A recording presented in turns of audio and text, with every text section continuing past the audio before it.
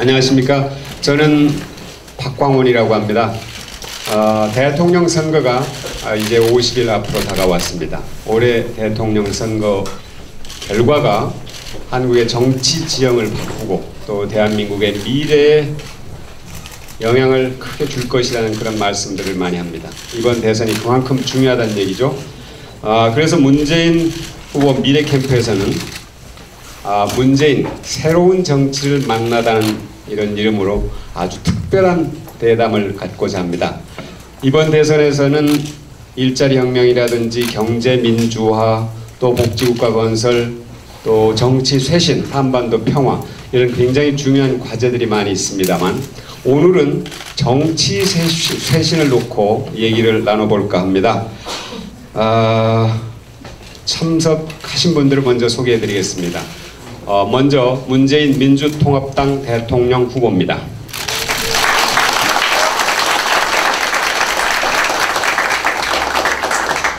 그리고 제 옆에 조국 서울대학교 교수입니다.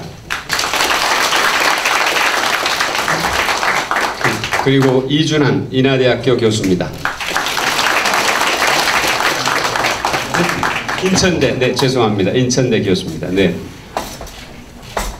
그러면 세 분들이 국민들 그리고 시청자들께 인사하는 시간을 갖도록 하겠습니다. 간략하게 모두 말씀처럼 이렇게 해주시면 되겠습니다.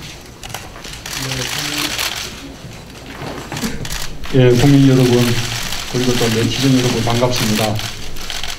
지금 정치 혁신 그리고 또 새로운 정치가 시대의 지금 화두가 되고 있습니다.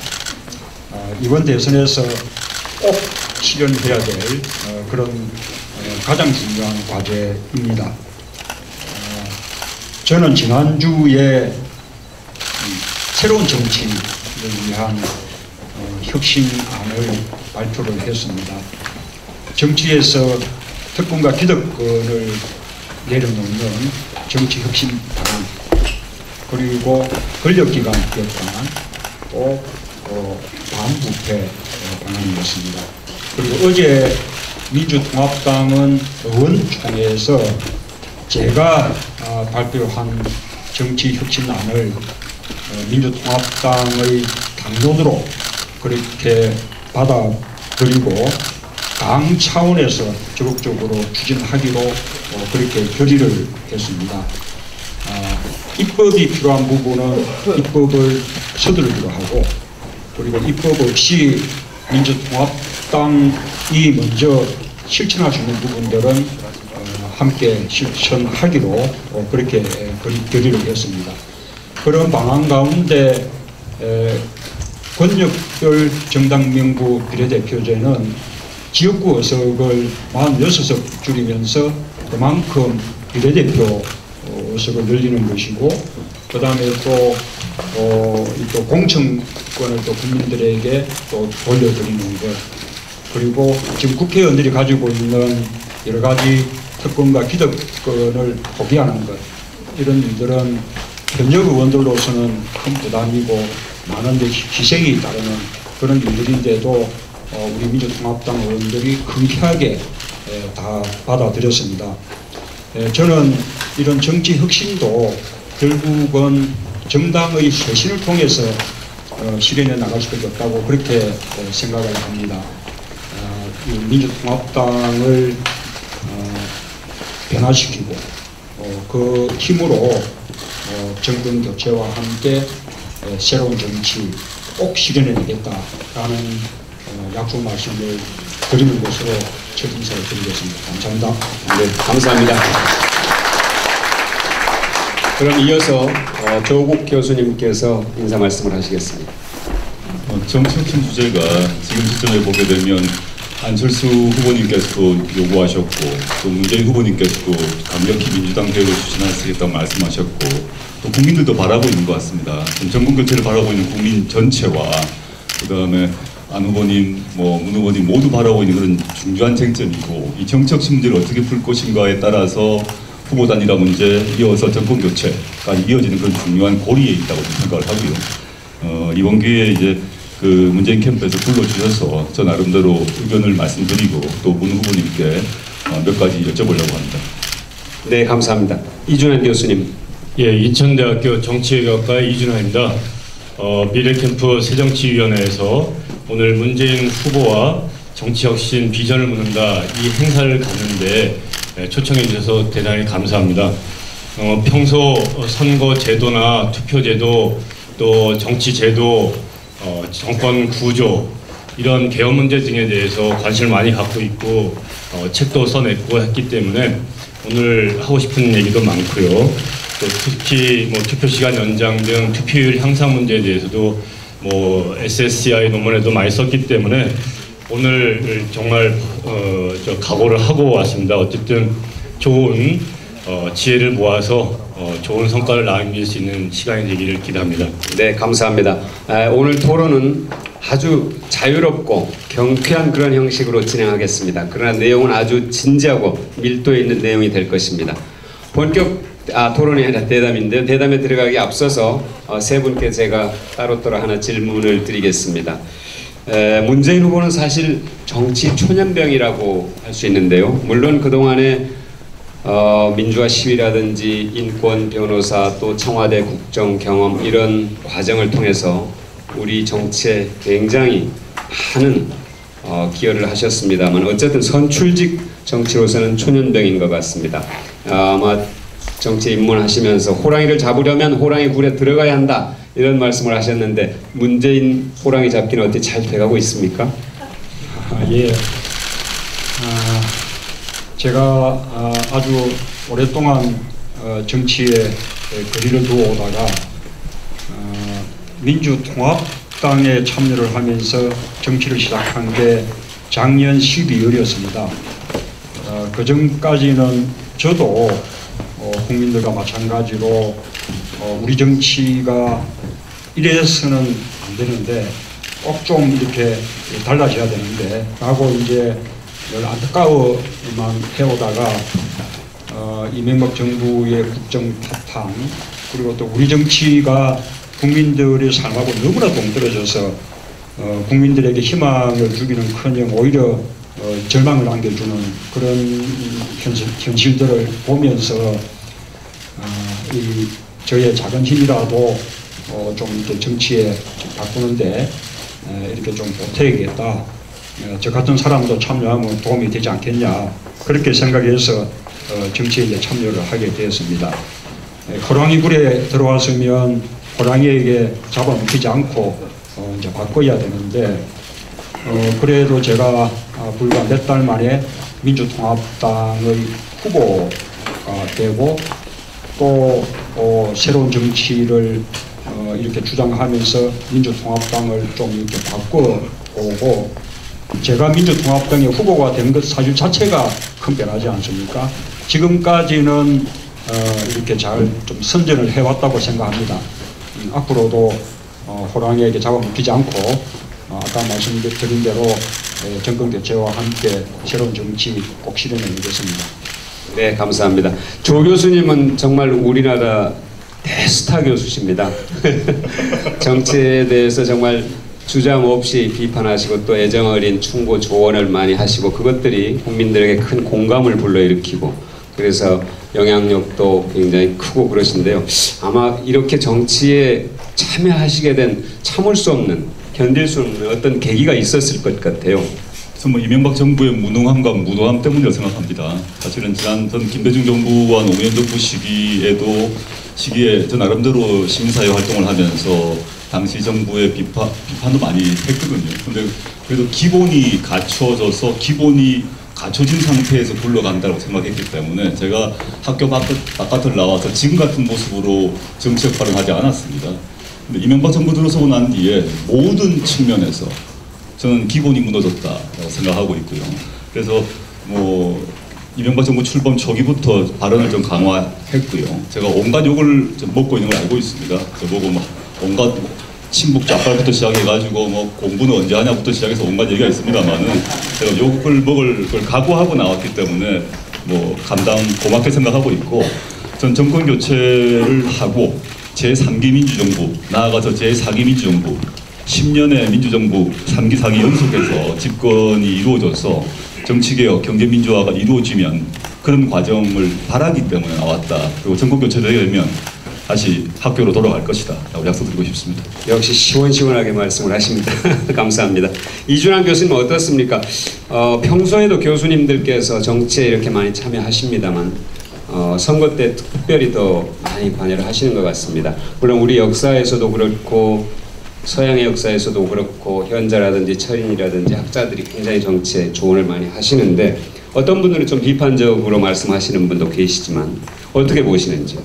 예, 정치 참여, 교수들의 정치 참여는 대대로 있어 왔습니다. 뭐 국회의원도 많고 장관도 많았고 뭐 국무총리, 뭐 부총리 하신 분도 많습니다. 아무래도 전문성이 있기 때문에 다양한 이론이라든지 다양한 사례에 대해서 알고 현실에 접목시키려고 하는데 기여를 할 수 있었고 또 해왔기 때문에 그렇다고 봅니다. 그런데 뭐 이제 저는 이제 뭐 정치에 참여를 하고 있는 것보다는 정치 선거를 전공하고 있는 정치학자로서 현실 정치, 현실 선거가 어떻게 진행되는지를 관찰하고 평가를 해 나가는 과정이고요.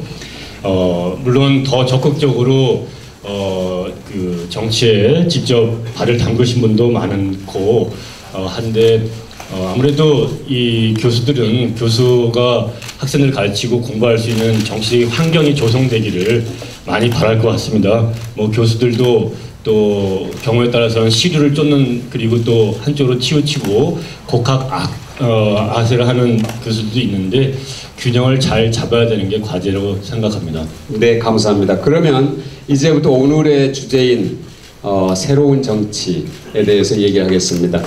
대담의 순서는 새로운 정치, 그 다음에 야권 후보 단일화, 그리고 투표 시간 연장 문제 이 순서로 할 텐데요. 굉장히 자유롭게 이제부터는 여기 세 분들께서 이야기를 주고받으셨으면 좋겠습니다. 먼저 문재인 후보님께서요.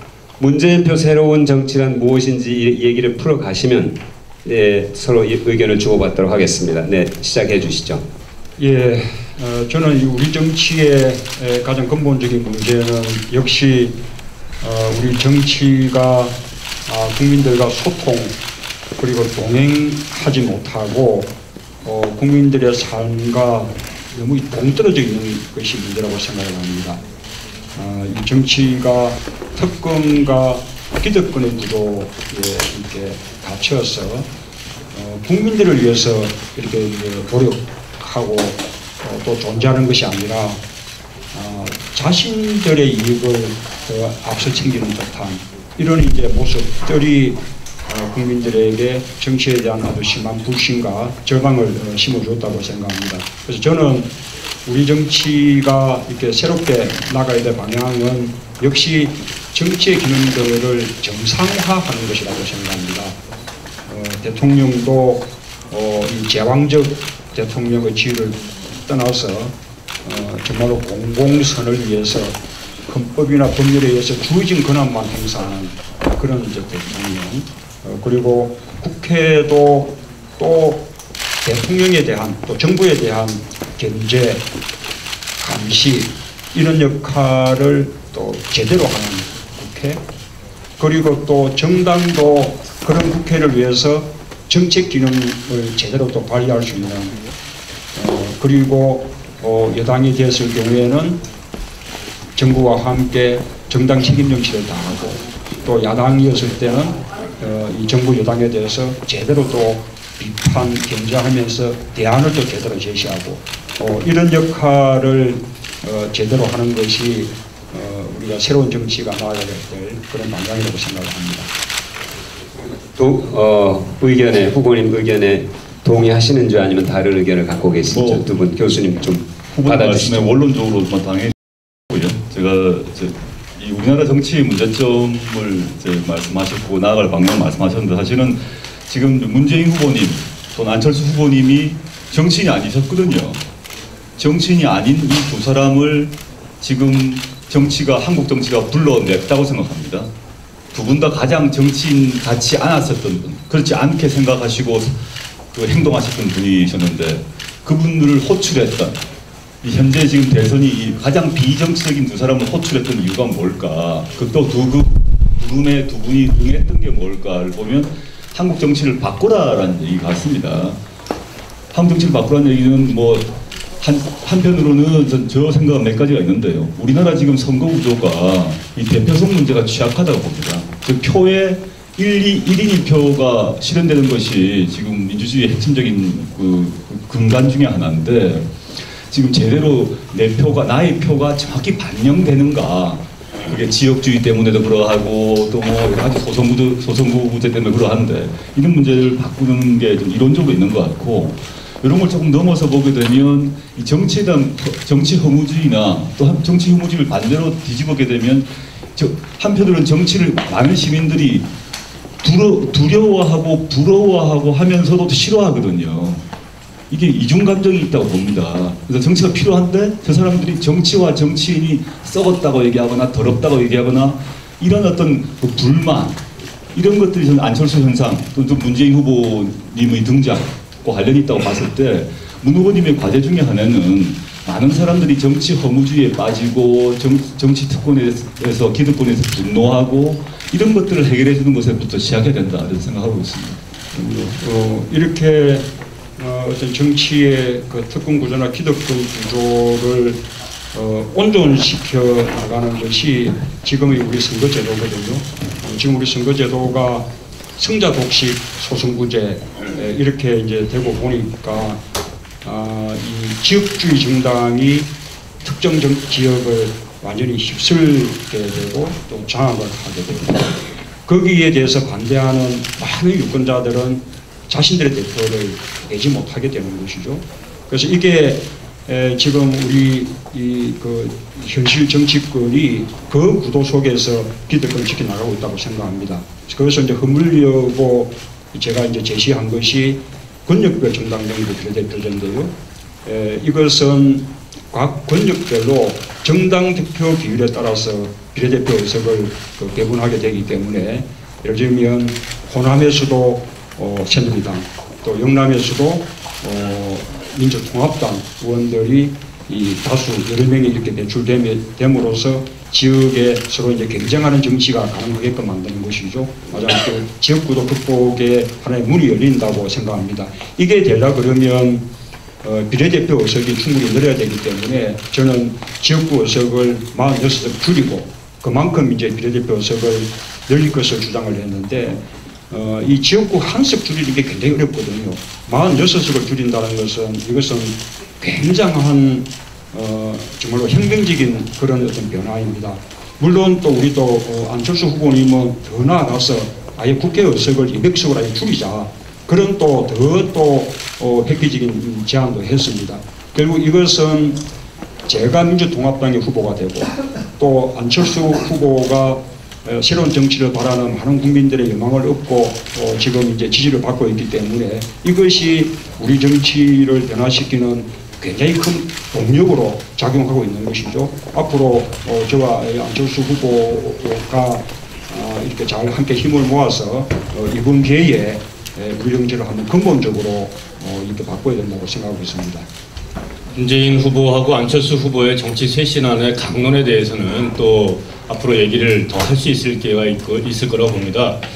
근데 이제 전체적으로 보면은 한국이 1987년 민주화 이후에 그 제3의 민주화 물결 국가 중에서는 상당히 모범 사례로 평가를 받고 있어요. 학술적으로 비교정치학자들이 얘기를 한 것은 상당히 그 모범 사례다. 이 정치적인 공고와 발전 속도가 빠르다라고 하는 것이 있다는 거죠. 그런데 이제 물론 이러한 발전이 이명박 대통령 시기에 도래하면서 언론의 자유라는 측면이라든가 이런 인권 문제에서 퇴보했다라는 것이 다른 그 정치학자나 외국의 언론에서 공통된 그 평가라고 한다라면은 약간의 퇴보가 그간 목격됐다고 할 수 있는 거고요.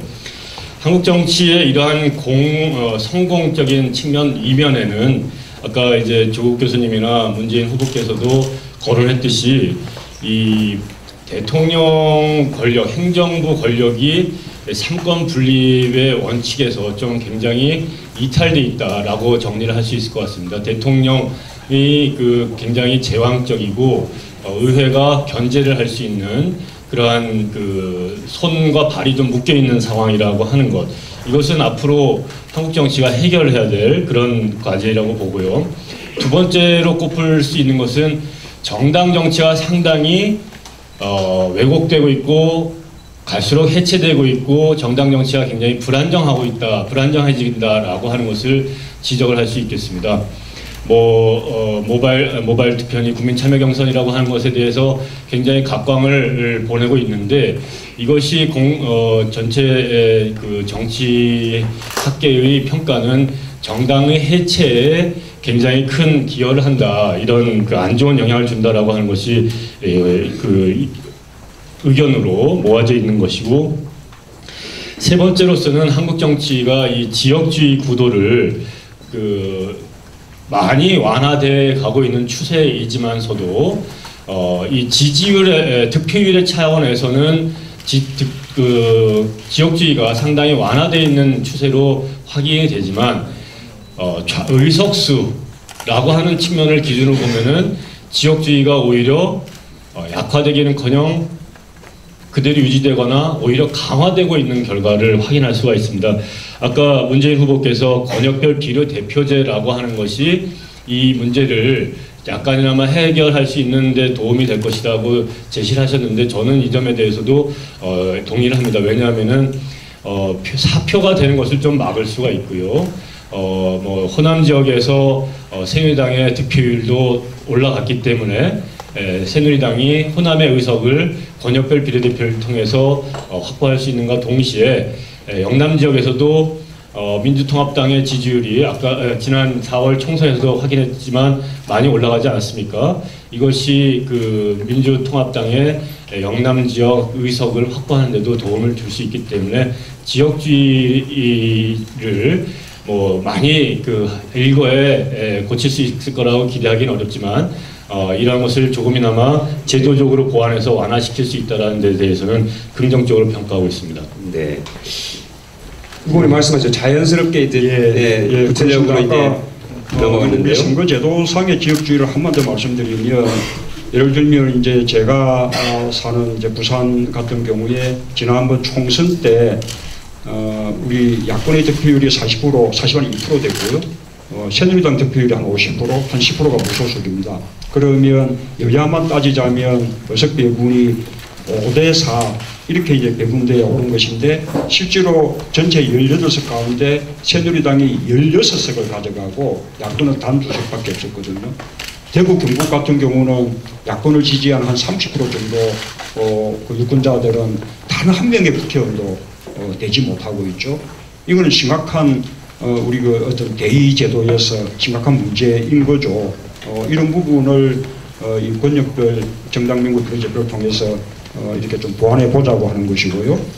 그다음에 아까 이제 제가 말씀하신 것 가운데, 우리 이 교수님 말씀 가운데 제가 아까 동의하지 않는 부분은 지금 이제 이렇게 모바일이라든지 또 인터넷을 통한 아주 활발한 어떤 정치적 의사 표시들, 그리고 또 모바일 투표 이런 것이 말하자면 이제 정당 정치를 아주 퇴로시키고 있다. 라는 이제 말씀을 하셨는데, 저도 현상에 대해서는 이렇게 동의를 합니다. 그러나 이것이 오히려 잘 활용된다면 정당 정치에 오히려 활력을 불어넣으면서 이렇게 살릴 수 있다고 봅니다. 지금 이제 우리 정당 구조가 오프라인 정당 구조로 되어 있기 때문에 이런 새로운 의사 표현들을 우리가 정당에 이렇게 제대로 수렴하지 못하고 있는데요. 우리 정당 자체에도 이 정책장엄제를 빨리 이렇게 도입하고, 그 다음에 정당을 기존 오프라인 정당에 SNS나 인터넷을 결합한 그런 이제 네트워크 정당으로 만들어내면, 아까 인터넷을 통한 이런 아주 직접적인 어떤 민주주의가 바로 이제 정당으로 수렴됨으로써 정당의 기능을 더 키울 수도 있다 생각하거든요. 결국 우리가 정당을 얼마나 혁신해내느냐, 그 문제인 것 같습니다. 문 후보님이 약간 아픈 말씀 하나 드려야 될 것 같은데요. 지금 말씀하셨던 것처럼 온라인 오프라인 정당의 결합, 좀 매우 중요하다 보고 이 교수님도 지적하셨던 거고 문 의원님도 말씀하셨는데 저는 뭐 전적으로 찬성하고 있습니다.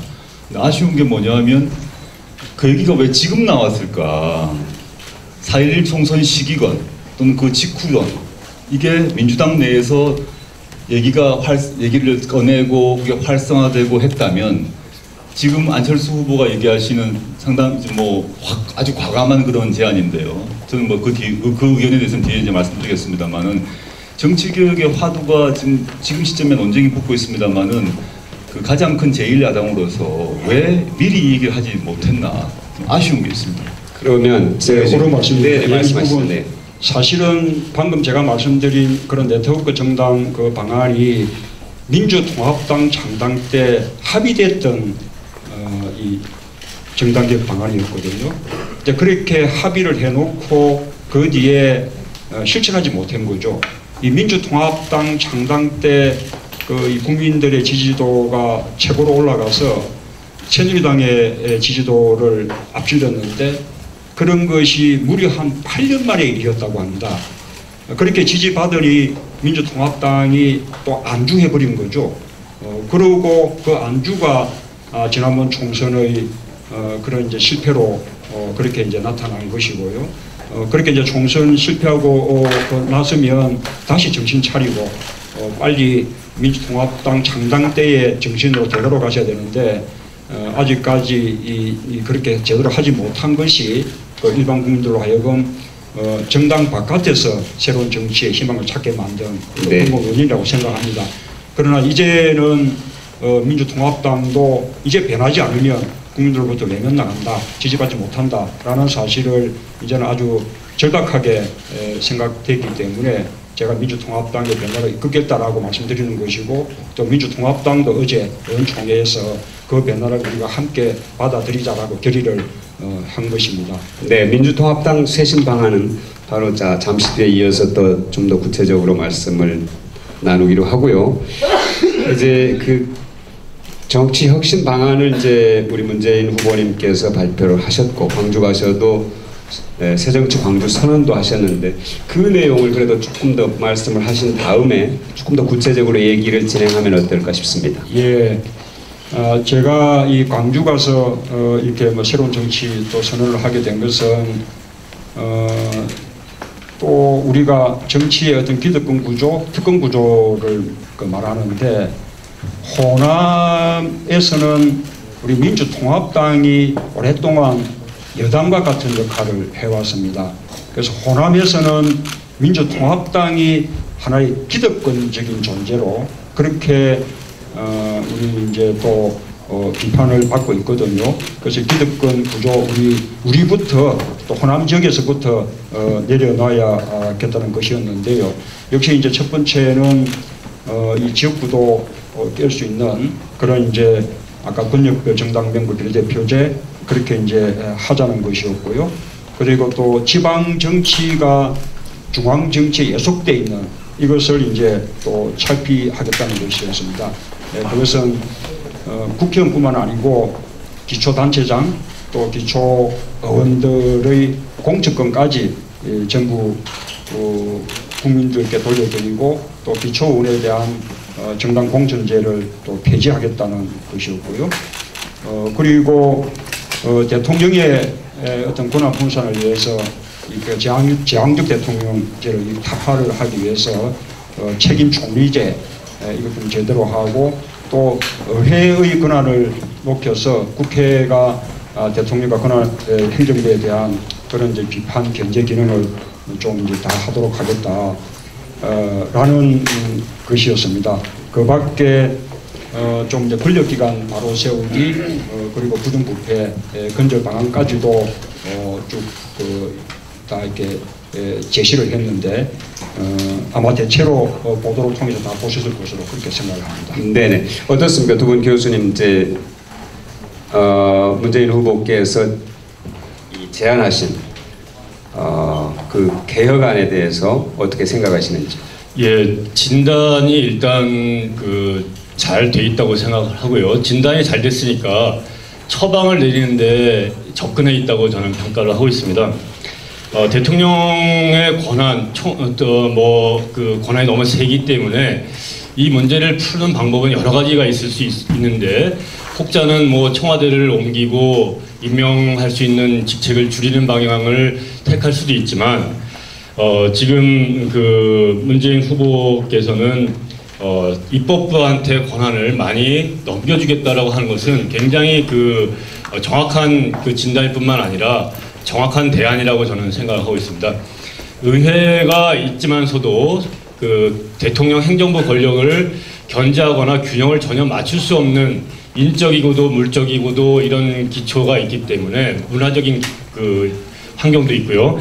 이걸 좀 바꿔야 된다. 그러면 어떻게 바꿀 것이냐? 대통령이 정부 발의 법안을 제출하지 못하도록 입법은 그 의회에서만 할 수 있도록 순수한 대통령제로 가야 된다라고 하는 것이죠. 그리고 두 번째로는 예산 편성권을 국회에다가 고유한 권한으로 남기는 것이죠.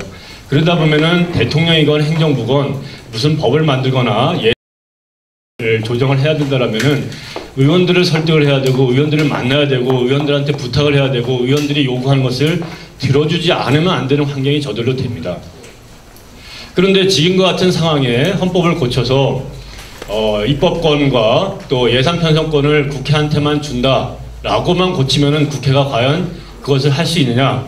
지금 국회의원 숫자와 지금 입법조사처와 예산정책처 수준으로는 그러한 것을 할 수가 없는 그 경제 예산 능력이라 이런 상황입니다. 인적인 그 제약이 많기 때문이죠. 따라서 국책 연구기관이 우리 정부 산하에 상당히 많습니다. 이 인력들을 의회 밑으로 편성을 하게끔 해서 정말 그 우수한 인력들을 예산을 효율적으로 사용하고 또 국민들이 정말 원하고 필요한 법들이 무엇인지를 정말 그 연구하고 의회한테 제출하고 의회는 그것을 공청회나 입법 과정을 거쳐서 법을 만들고 행정부는 그것을 집행하는 그런 시스템으로 가는 것이 합당한 권력의 나누기라고 저는 생각을 합니다. 또한 그 대통령의 지금 현재 헌법에는 총리에게 그 내각을 통할하고 국정을 운영할 수 있게 돼 있는 그런 헌법 조항이 있습니다만 이 조항을 그 사실은 유명무실합니다. 대통령이 이러한 통할권을 총리에게 준 그 경우는 상당히 마음이 착한 그 대통령이었고 그렇지 않은 그 사이에서는 이 총리에게 이런 권한을 그 보장을 하지 않았기 때문에 유명무실화되어 있고 만약에 대통령제를 대통령의 권한을 의회한테 상당히 나눠지고 제대로 된 그 대통령의 권한을 세운다면은 이 부통령을 사야 된다. 그래서 이번에 민주통합당이 그 공약을 걸 때는 집권 초기에 개헌을 하겠다. 순수 대통령제로 가겠다. 4년 중임제로 가겠다. 그리고 부통령은 지금 현재 러닝메이트를 못했기 때문에 초기 부통령에 대해서는 임명을 하겠다. 라고 하는 그 정책을 발표해야 될 필요가 있지 않은가라고 생각을 하고요.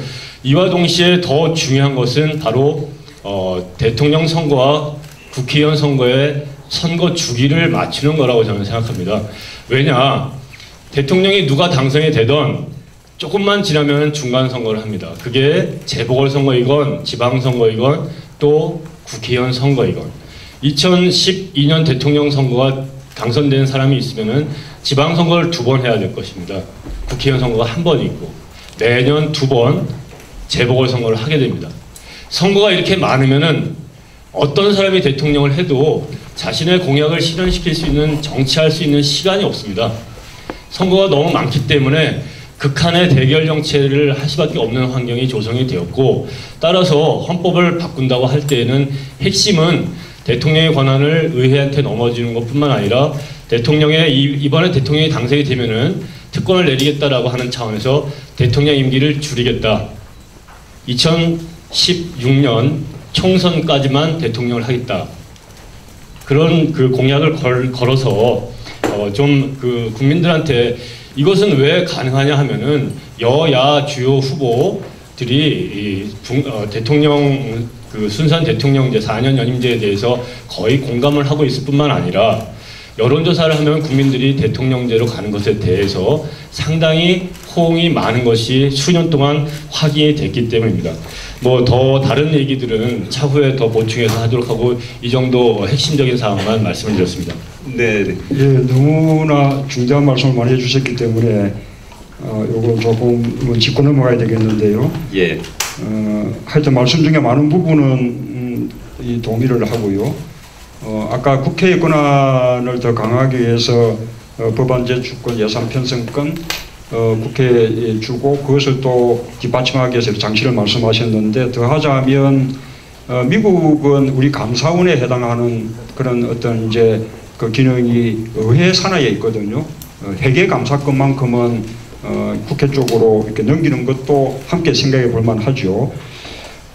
어쨌든 지금 이 개헌 문제라는 것이 사실은 이제 우리가 87.6월 항쟁 이후에 지금 한국을 만들었는데 그때는 대통령 직선제를 규정하는 정도로만 이제 멈추었기 때문에 이제는 우리 헌법을 방금 말씀하신 그런 내용들뿐만 아니고 권력 구조뿐만 아니고 기본권 조항까지 포함해서 조금 이제 전면적으로 손볼 때가 되었습니다. 근데 개헌 문제가 상당히 이제 딜레마인 것이 이 집권 초에 개헌 논의를 시작하면 그것이 블랙홀처럼 돼가지고 다른 개혁 과제들을 제대로 수행할 수가 없게 되는 문제가 있고요. 그 다음에 집권 후반에 개헌을 또 논의하게 되면 그때는 이 개헌이 또 정략적인 차기 선거를 대비한 그렇게 이제 또 오도되기 때문에 다 어렵습니다. 그래서 저는 이번에 꼭 필요한 이 개헌 과제에 대해서는 아예 이번 대선 공약으로 내걸어서 그 개헌만큼은 집권 초에 바로 시작을 하겠다라고 공약하는 것이 옳다고 생각하는데 그 부분은 저는 최소한이어야 된다고 생각합니다. 요즘에 이제 대통령 4년 중임제 이것은 조금 국민들의 공론이 좀 모아져 있지 않나 생각하고요. 방금 말씀하신 대로 부통령제의 도입도 우리 이 과거의 그 역사로 보더라도 도입할 수 있다고 봅니다. 그 나머지 많은 부분들의 좀 근본적인 개헌 과제들은 보다 좀 장기적인 과제로 그렇게 이제 국회 속에 개헌을 논의하는 특별기구를 두어서 1, 2년 이렇게 서두르지 말고 조금 충분한 국민들 여론을 모아서 해야 될 필요가 있을 것 같은데 다만 그렇다고 해서 지금 이제 차기 대통령은 아예 임기를 이렇게 그 다음 그 국회의원 총선 때까지만 하겠다. 그러면 5년 임기 중에 한 1년 한 6개월 정도는 스스로 이제 포기하는 것인데요. 저는 이 부분은 조금 우리 헌정상에 혼란이 있을 수 있다고 생각을 합니다. 헌법에 정해진 그 이제 제도인데 그것을 대통령이 마음대로 임기를 포기할 수 있는 것이냐라는 것에 대한 근원적인 의문도 있고요. 그 다음에 또 그렇게 해서 국회의원과 대통령의 선거 시기를 꼭 일치시켜 하느냐 그 부분도 공론이 충분히 모아져 있지는 않습니다. 그렇게 하면 전국을 안정적으로 운영할 수 있는 장점이 있는 반면에 예를 들면 이제 과거에 우리가 뭐 북풍 같은 것으로 선거 분위기가 좌지우지 되던 그 과거의 역사를 생각해 보면 그런 아주 국민들의 여론이 막 마구 움직이는 한쪽으로 쏠리는 그런 만약에 이제 일들이 만약에 생기게 되면 그때는 대통령과 국회 구성까지도 한쪽으로 쏠리면서 오히려 국회와 대통령 간의 견제 균형 이런 것이 무너질 그런 소지도 있거든요. 그래서 그런 부분들은 조금 더 많은 논의가 필요하다고 생각하고요. 다만 지금 우리 선거가 너무 작습니다. 6개월에 한 번씩 선거하니까 너무 낭비도 크고 또 정부는 뭐 6개월마다 한 번씩 심판당하고 이거 뭐 좀 견디기 힘들죠. 그래서 선거는 조금 줄여서 적어도 막 1년에 한 번 정도로 보궐선거를 이렇게 좀 모은다든지 하는 개선은 필요하다고 생각합니다. 네, 교수님. 일단 뭐 개헌 문제 같은 경우는 그 대통령이 하자라고 한다고 될 리가 없죠. 국회에서 법안만 만들고 개헌안 만들고 국민투표를 통과해야 되기 때문에 아주 복잡한 정치 과정이 좀 필요한 것 같습니다. 그래서 이게 이제 그런 과정을 뭐 고려하셔서 얘기하셔야 될 것 같고, 근데 이제 중요한 것은 그럼에도 불구하고 지금 시점에서 대통령 그 중임제를 포함한 개헌이 필요하다는 점은 거의 여야가 이제 공감을 이루고 있기 때문에 그 개헌안이 만들어지려면 국회 내에서 다음 정부 하에서, 이미 국회는 새로운 국회가 만들어졌으니까요. 개헌 특위를 결성하는 것을 여야가 합의하는 게 좋겠다. 그 안은 뭐 각각 안이 다 있겠죠. 결국 합의하는 안이 될 수밖에 없고, 87년 헌법이 그 합의의 산물, 타협의 산물이었던 것처럼 다음 헌법이 개헌된다 하더라도 역시 타협의 산물일 거라고 생각하고 있습니다. 거기서 이제 말씀하셨던 여러 가지 대통령제의 지금까지 문제점 같은 경우는 해결될 거라고 보고요. 저는 좀 다른 측면 말씀드리자면, 아까 입법부의 권한 이전 문제, 대통령의 권한을 입법부로 옮기는 것은 뭐 찬성이고, 그 중에 아까 감사원 외에 이 교수님 말씀하셨던 것처럼 현재 국책연구기관들의 역량들을 상당 부분 국회 밑으로 가졌으면 좋겠다. 아주 좋은 아이다 생각하고 있습니다. 제가 이제 따로 하고 싶은 말씀은, 아까 사회자가 질문하셨던 것 중에서 이제 새정치 광주선언 문제와 관련해서 말씀 좀 드리겠습니다. 그 후보님께서도 말씀하셨는데, 지금 이제 그 민주당의 지지율 문제가 그 지난번 민주통합당 창당 이유를 그때를 최고점으로 해서 좀 떨어지고 있고, 그리고 이제 그 야권 지지층 같은 경우에 있어서도 한편으로는 민주당을 버릴 수는 없지만 또 민주당을 전폭적으로 믿을 수 없는 이런 묘한 심리 상태에 있다는 점을 고려해봐야 될 것 같습니다. 저는 광주 호남이라는 광주와 전남 지역이 사실 우리 그 민주화의 성지라고 생각하고 있고, 저는 뭐 그 민주당의 과거의 역할, 현재의 역할, 미래의 역할 모두 전 존중하고 있는데요. 근데 제가 이제 시민사회단체 활동을 하면서 광주 전남 지역, 호남 지역 이렇게 친구들과 얘기하다 보면 어떤 측면이 있나 하면, 지금 그 후보께서도 말씀하셨습니다만은 그 지역에서는 일종의 그 TK 지역의 새누리당 비슷한 모습이 돼버렸다는 거죠. 경쟁도 별로 필요 없고, 중앙 정치에 잘 보이면 바로 공천도 되고, 국회의원 공천이 받게 되면 기초의원까지도 자동적으로 되고, 이러다 보니까 실제 최근에 뭐 그 여수 같은 경우에 있어서는 물론 민주당입니다. 민주당 추천으로 뽑혔던 사람이 계속적으로 뇌물 혐의로 몇 번의 재보궐선거를 하는 일이 이제 호남 전체에서 여러 번이 있습니다. 여러 지역에서 이런 일이 있다 보니까 그 호남 유권자 입장에서는 민주당이 조금 뭘 하는 거냐 이런 불만들이 사실상 있는 것 같습니다. 민주당을 김대중 정부 이후부터, 또 과거에 김대중 선생께서 이제 투쟁을 하실 때부터 전폭적으로 밀어주었는데, 집권 이후에 그 민주당에 있는 민주당 정치, 호남에 있어서의 민주당 정치에 대해서 많은 불만들이 있는 게 사실이다. 이걸 직시하셔야 되지 않을까 저는 생각하고 있고, 이게 이제 한편으로는 연고 중심으로 정치 부패가 실제 발생하고 있고요.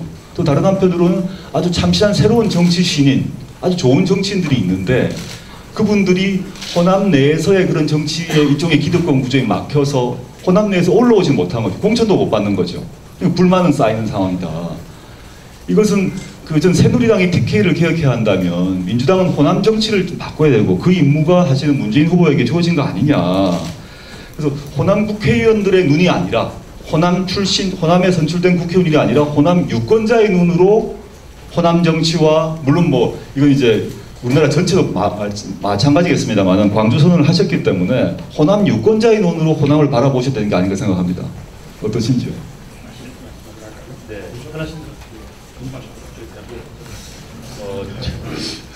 후보님께서 아까서부터 저보고 한번 말을 더 하라고 하셔서 좀 이어서 하는 말씀인데, 저는 이제 개헌을 말씀을 드렸지만 국민 기본권부터 해서 영토 조항까지 해가지고 전반적인 개헌을 얘기를 하는 것이 아니고, 과거 노무현 전 대통령께서 원포인트 개헌을 그 임기 말에 제기를 했다가 여야 간에 합의를 했습니다. 다음 정부에서는 원포인트 개헌에 대해서 다시 논의를 하자. 근데 그때 당대표가 새누리당의 지금 현 대통령 후보입니다. 그리고 그 후보는 그 대통령 중임제에 대해서도 그 찬성을 하시는 입장이고, 따라서 이 개헌을 얘기하다 보면은 복잡한 과정이 끼어들게 되고 또 여러 가지 문제가 개입될 공산이 크지만, 적어도 원포인트 개헌의 문제적이고도 합리적인 핵심은 다시 끌어들일 필요가 있다라고 저는 지적하는 바고요. 또 이건 또 다른 호남 선언에서 하셨던 말씀이시기도 하고 좀 도입부에서 지적하셨는데, 이 국민한테 공천권을 반납해야 된다, 또 네트워크 정당을 건설해야 된다라고 하는 것에 대한 저의 문제 제기입니다. 이것에 대해서 이론이 많을 것이라고 생각하고, 적어도 이 문제에 대해서는 제가 주장하는 것이 소수파인 것은 저는 분명히 인지를 하고 있는데, 동서고금을 막론하고 정당학자들은 정당의 고위공직자 후보는 당원과 대의원이 선출해야지만 그 정당이다라고 하고 있습니다. 과거에 정당의 민주화를 얘기했을 때 당 대표이라든지 또 수상이라든지 대통령 후보를 영국에서도 1980년대까지만 해도 영국의 당수를 뽑는데 노동조합이라든지 당의 지도부 몇 사람이 모여가지고 당수를 뽑아왔기 때문에 이것을 개혁하자라고 하는 차원에서 당원과 대의원들한테 그것을 개방하자라고 했던 흐름이 있는 거죠. 이것을 국민한테 다 열어서 해보자, 이런 것은 사실은 한국과 몇 개 사례가 없습니다만, 미국에서도 오픈 프라이머리를 이번에 이 대통령 선거를 하고 있으니까 국민 참여 경선이 참 모델이다라고 미국 모델을 가져온 거라고 할 수 있을지 모르지만, 미국에서도 오픈 프라이머리는 민주당이나 공화당이 50개 주 중에서 약 절반 정도의 주에서 채택을 하고 사용하고 있을 뿐입니다. 그 외에는 코커스라든지 크로스드 프라이머리라든지 이런 제도들을 사용하고 있는 거죠. 제가 왜 말씀을 아닙니다. 이 이야기가 너무 깊이 있게 들어가는 것은 바람직하지 못한 것 같아서요. 이제 우선 저도 정당 정치의 어떤 원론적으로 말씀드리면 옳은 말씀이라고 생각합니다. 이제 근데 이것은 우리 정당이 국민정당이 됐을 때 이야기거든요. 지금처럼 우리 정당이 국민정당의 형태까지 발전하지 못하고 일종의 어떤 또 지역구도 속에 갇혀있는 상황 속에서는 마냥 국민정당으로 거듭날 때까지는 공천권을 국민께 드리는 이런 어떤 그것이 필요하지 않을까 생각하고, 또 우리는 이 정당 제도로 보더라도 정당이 꼭 당원들만의 정당이 아니고 지지자 정당도 있을 수 있는 것이기 때문에 그것이 정당 정치하고 꼭 모순되는 것이다, 그렇게 생각하지는 않습니다. 하여튼 이 부분은 네. 너무 깊이 안 들어가면 좋겠고. 네, 감사합니다. 아까 우리 이제 조 교수님 네. 말씀에 대해서 하나만 말씀드리면, 제가 총선 때 이제 처음 출마해서 지역에 이렇게 선거운동하러 인사를 이렇게 다니느라면 제일 많이 듣는 말이, 선거 끝나고 나면 코빼기도 안 보이는 사람들이 선거 때만 와서 저런다는 겁니다. 저는 이제 처음 출마하는 입장이니까 그런 말이 참 억울한 입장이죠. 그런데 실제로 왜 그런 일이 생기는가 하면, 그쪽 지역에서는 막대기만 꽂아도 당선된다고 하기 때문에 당선되고 나면 다음 공천을 받아내는 것이 중요하지 유권자들에게 잘하고 잘 보이는 것이 중요하지 않거든요. 그래서 다 서울로 이사를 가버려요. 서울로 다 이사를 가버리고 거꾸로 지역계에는 특별한 일이 있을 때만 거꾸로 내려오죠. 경쟁이 없으니까요. 지역계에서 결심할 필요가 없어요. 경쟁이 있는 지역은요, 국회에 오히려 왔다가도 끝나면 구리나게 지역구에 가가지고 지역구에 있는 모든 행사 다 참석하거든요. 그게 이제 경쟁이 주는 유권자들이 얻는 이득인 것이죠. 그래서 저는 그때 아닙니다. 저는 이사 안 갈 겁니다. 제가 이사 가지 않는다는 말이 꽤 유명한 인기 있는 공약이 됐을 정도거든요. 이런 지역주의 정치구도 아마 이렇게 수도권 지역은 적절한 경쟁이 이루어지고 있기 때문에 이런 이야기가 좀 덜 절실할지 모르겠습니다. 그러나 이 지역주의가 장악하고 있는 그 지역에서 살아보면 이것이 정말 참 이거 넘어서지 않고서는 우리 정치가 참 발전이 없고 지방정치, 지방자치조차도 이게 참 발전이 발전할 수가 없다는 것을 늘 이제 이렇게 절감하게 네네. 되는 것입니다. 이 교수님 아까 그 정당 말씀하신 것은 아마 그것만 따로 이렇게 토론 시간을 갖고 해도 충분히 얘기가 될 만큼 굉장히 많은 얘기들이 있는 부분이니까요. 다음 기회로 넘기기로 하고요. 이제 안철수 후보의 개혁안과 문재인 후보의 개혁안을 비교하는 그런 시간을 갖겠는데, 후보님 그 전에 혹시 두 분 교수님께 궁금한 걸 질문하실 게 있으시단지 뭐 이러면 잠깐 질문하셔도 됩니다. 아니면 그냥 넘어가도 좋습니다. 되고요. 우리 조국 교수님 아까 권역별 정당명부 비례대표제 예. 우리가 말씀을 드리긴 했는데 그것이 이제 어떻게 우리가 운용되면 이렇게 뭐 지역주의 정치 구도를 견제 도움이 될 것인지 또 뭐 실현하기 위한 방안 같은 거 아마 평소 생각 때 많이 하셨을 텐데 뭐 말씀 부탁드립니다. 지금 이제 저희가 생각한 학문적 소신으로는 독일식 정당명부 비례대표제로 가는 게 좀 맞다고 사실 보고 있습니다. 최근에 보면 이제 정동영 그 전 의원께서도 발표를 하셨고 또 과거에 오랫동안 뭐 진보정당에서 얘기를 하신 것 같은데, 근데 이제 이게 바로 그렇게 정당명부 비례대표제로 가긴 힘든 조건이라고 한다면 이번에 문 후보님께서 내셨던 그 권역별 비례대표가 저는 뭐 괜찮다라는 생각을 갖고 있습니다. 근데 저는 이게 이제 그 좀 따져봐야 될 거는 뭐냐면 권역별이라고 하게 되니까 지금까지 비례대표의 역할 중에 하나는 그 직능별, 뭐 연령별 이런 배치가 강조됐는데 이걸 어떻게 권역별이라는 것이라고 하면서 그걸 배치할 것인가, 조합할 것인가의 과제는 좀 남아있다. 논의를 좀 해봐야 될 것 같고, 그 다음에 비례대표 수하고 이제 그 지역구 수를 지역구 200, 비례대표 100 이렇게 하셨죠. 저는 150, 150 정도가 이렇게 해서 비례대표를 좀 강화하는 방식이 어떤가, 이런 개인적인 생각을 갖고 있어요. 물론 이 역시 사실은 국회에서 논의를 해야 될 사안입니다만은 그 원래 문제의식을 보게 되면 지금 이제 비례대표, 권역별 비례대표, 뭐 넓은 의미에서 비례대표를 강화함으로써 우리 사회에서의 첫째는 지역주의를 없애고 그다음에 정당 정치를 안착시키는 이런 효과를 갖고 이런 효과를 생각하신 거 아닙니까? 어떠십니까? 맞습니다. 저도 이게 권역별 비례대표제라는 게 좀 제대로 이렇게 효과를 발휘하려면 비례대표 의석수가 충분해야 되거든요. 또 비례대표 의석수가 또 충분해야만 각계각층, 심지어 소수파나 소외된 계층까지 대변할 수 있는 그런 이제 비례대표들을 뽑을 수가 있는 건데, 그래서 저도 제가 처음 제도를 만드는 것이라면 적어도 지역구가 비례대표로 반반 정도는 하겠습니다. 근데 지금 그렇게 하려면 246석인 지역구를 150석으로 한 100석가량 이렇게 줄여야 되는데요. 이게 현실 정치 속에서는 너무나 어려운 일이기 때문에 이게 좋은 뜻만 가지고 저는 될 수 없다고 생각합니다. 이게 국민들의 공감대도 필요하고 현실 정치권의 동의도 얻어내야 되기 때문에 제가 했던 우선은 그것을 이제 지역구를 200석으로 줄이고 그만 해도 46석 줄이는 겁니다. 굉장한 겁니다. 그렇게 우선 해보자는 것이죠.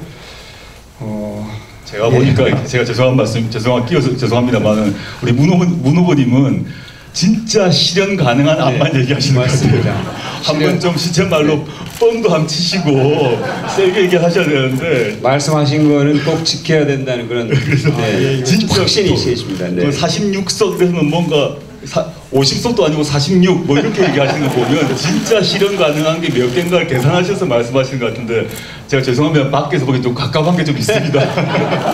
어쨌든 저희가 이거 공약하면 꼭 이제 실현해야 되고요. 저는 또 이 안철수 후보보다는 하나의 부담을 더 지고 있는 것이, 우리 이제 안철수 후보는 자유롭기 때문에 기존의 정치 현실을 그냥 뛰어넘어서 뭐 자기가 생각하는 그런 이제 바람직한 방향을 이야기하면 되지만, 저는 제가 제안하면 민주통합당이 실천하는 모습을 보여야 됩니다. 민주통합당이 실천하지 않으면 그거는 그냥 뭐 그야말로 뻥이고 말이지 않습니까?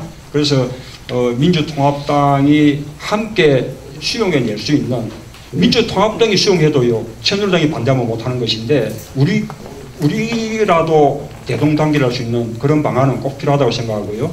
네.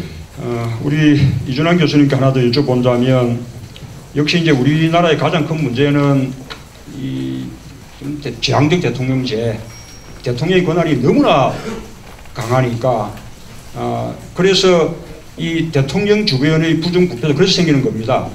너무 강하니까 대통령의 측근도 너무 강하니까 그냥 어디 가서 뭐 그렇게 눈에 보이지 않는 어떤 권력만 작용하고 행사해도 그것이 전부 다 돈으로 바꿀 수 있고 여러 가지 특권으로 바꿔낼 수 있는 거죠. 그래서 이 제왕적 대통령의 권한을 이렇게 분산해 나가는 게 너무나 이제 필요한 일이고, 그래서 아까 우리 교수님도 뭐 부통령제라든지 또 의회 권한 강화라든지 여러 가지 이제 제안들을 하셨는데, 그것은 이제 헌법이 개정돼야만 가능한 일이고, 우선은 이제 헌법 개정하기 전부터 우리는 또 실천해야 되지 않겠습니까?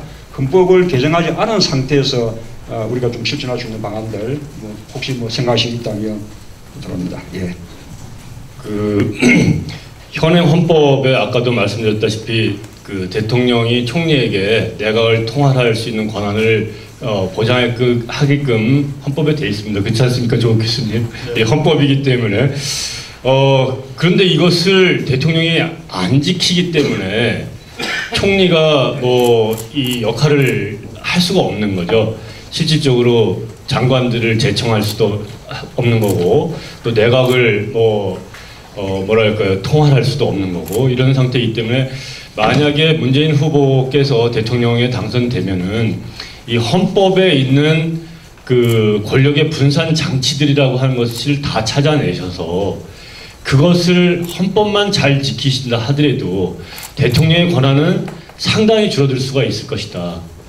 또 두 번째로는 그것을 뛰어넘어서 기존의 관행들, 청와대나 대통령이 했었던 그런 역할들을 과감하게 국회에다가 넘겨주는 일, 그리고 국회의원들이 지금 뭐 현역 의원이시기도 하고 출마를 하시고 만약에 당선이 되신다면은 국회의원들하고 무슨 아쉬울 때만 만나는 게 아니고 정말 뭐 지금 이명박 대통령 시기에 국회의원들이 몇 명이나 만나러 갔는지 몇 번이나 만났는지 모를 정도로 소통이 전혀 안 이루어지는 거죠.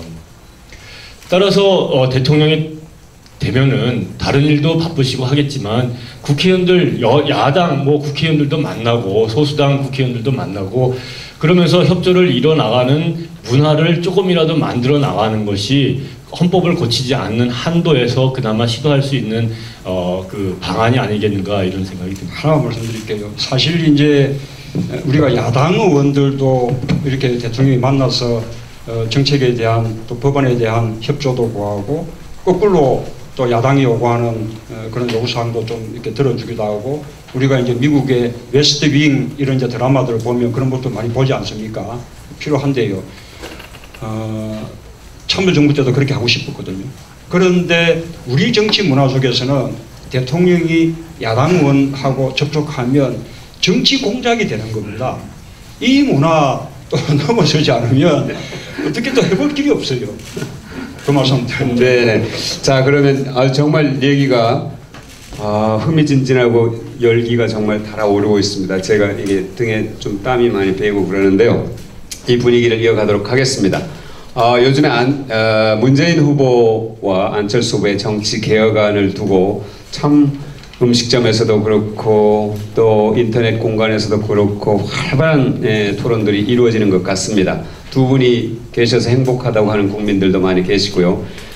이 시간엔 문재인 후보가 내놓은 정치 개혁안 그리고 안철수 후보가 내놓은 정치 개혁안을 비교해서 얘기하는 시간을 갖도록 하겠습니다. 크게 그 방향이 과연 바람직한가 그렇지 않은가 논점은 거기 하나 있을 것 같고, 또 하나는 얼마나 실현 가능성이 있는가, 이게 또 두 번째 논점이 될 수 있을 것 같은데요. 먼저 문재인 후보님께서 말씀을 하시고 자유스럽게 교수님들과 이렇게 얘기를 주고받으시면 될 것 같습니다.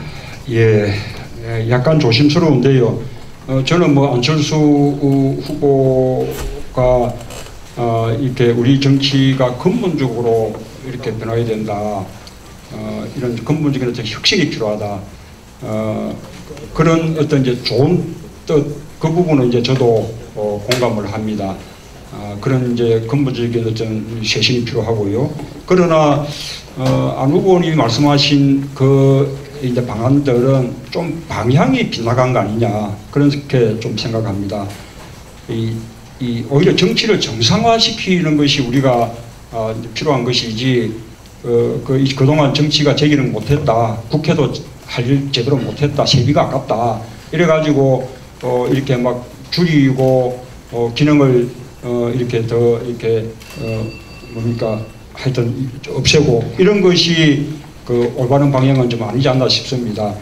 국회의원도 이렇게 한 100명 이렇게 이제 줄이면 우선은 아까 말씀드렸다시피 국회가 대통령과 정부를 견제하는 그 이제 권한들이 오히려 더 강해져야 되는데 이제 그 방향하고도 또 맞지 않고요. 그리고 또 지금은 정치 권력보다도 시장 권력이 너무나 강합니다.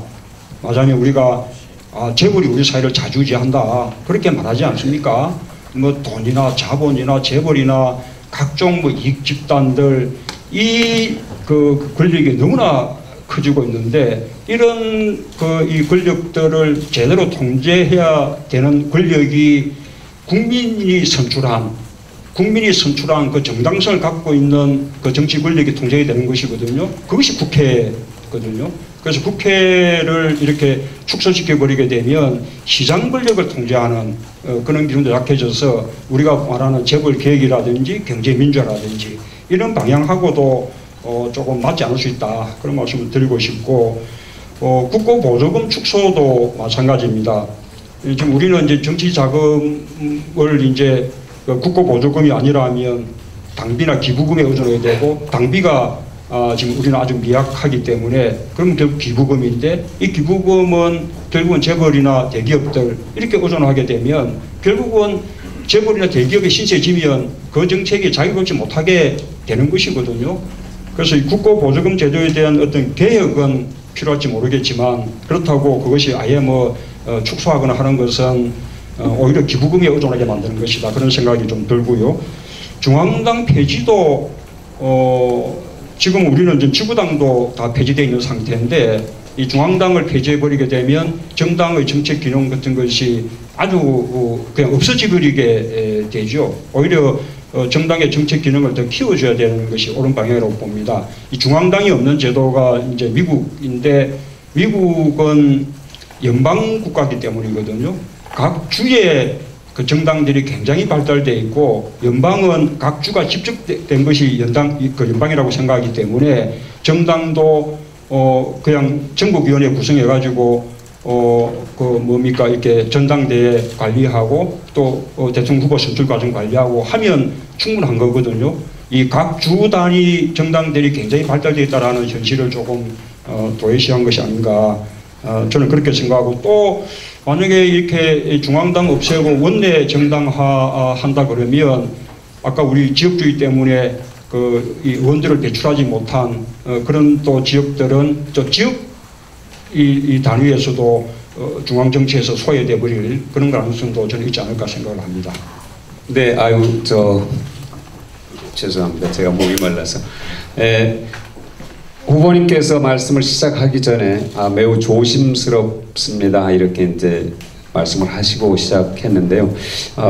여기서 이루어지는 얘기들은 건강한 토론이다. 열린 토론의 중에서 견해를 표명하신 것이다. 이렇게 이해를 해줄 것으로 믿습니다. 또 그렇게 부탁을 드리겠습니다. 자, 예. 교수님. 예. 일단 안철수 후보님이 이제 말씀하셨던 안에서 핵심 생각은 이제 기득권을 내놓자 이런 취지의 제안으로 생각합니다. 세세한 방안 같은 경우는 따져봐야 된다라는 생각을 좀 하고 있고요. 뭐 당장 실제 이 안을 국회의원 임기를 줄이는 수를 줄이고 뭐 이런 바꾸는 건 사실 2016년 얘기거든요. 현재 지금 국회의원들 임기는 보장되어 있기 때문에 16년 이후의 얘기 집행될 얘기인데 그것에 대한 논의를 충분히 할 수 있다. 얼마든지 할 수 있고 지금의 그 차이 때문에 문 후보님하고 안 후보님이 뭐 결렬된다거나 뭐 서로 완전히 다른 집단이거나 할 사안이 애초에 아니다 저는 생각합니다. 안 후보님이 얘기했던 여러 가지 안들이 전 지금부터 약간 비판적인 얘기를 하겠습니다만 그럼에도 불구하고 그것이 통과되는 자체는 16년 이후의 얘기다. 2012년 얘기는 아니라는 거죠. 그리고 실제 또 꼼꼼히 따져보게 되면 문 후보님 역시 기득권을 내려놓자 이제 동의하고 있기 때문에 합의를 해서 합의해야 될 사안이다. 한쪽이 절대선이고 한쪽이 절대악이다. 이런 것은 없다고 생각하고 있습니다.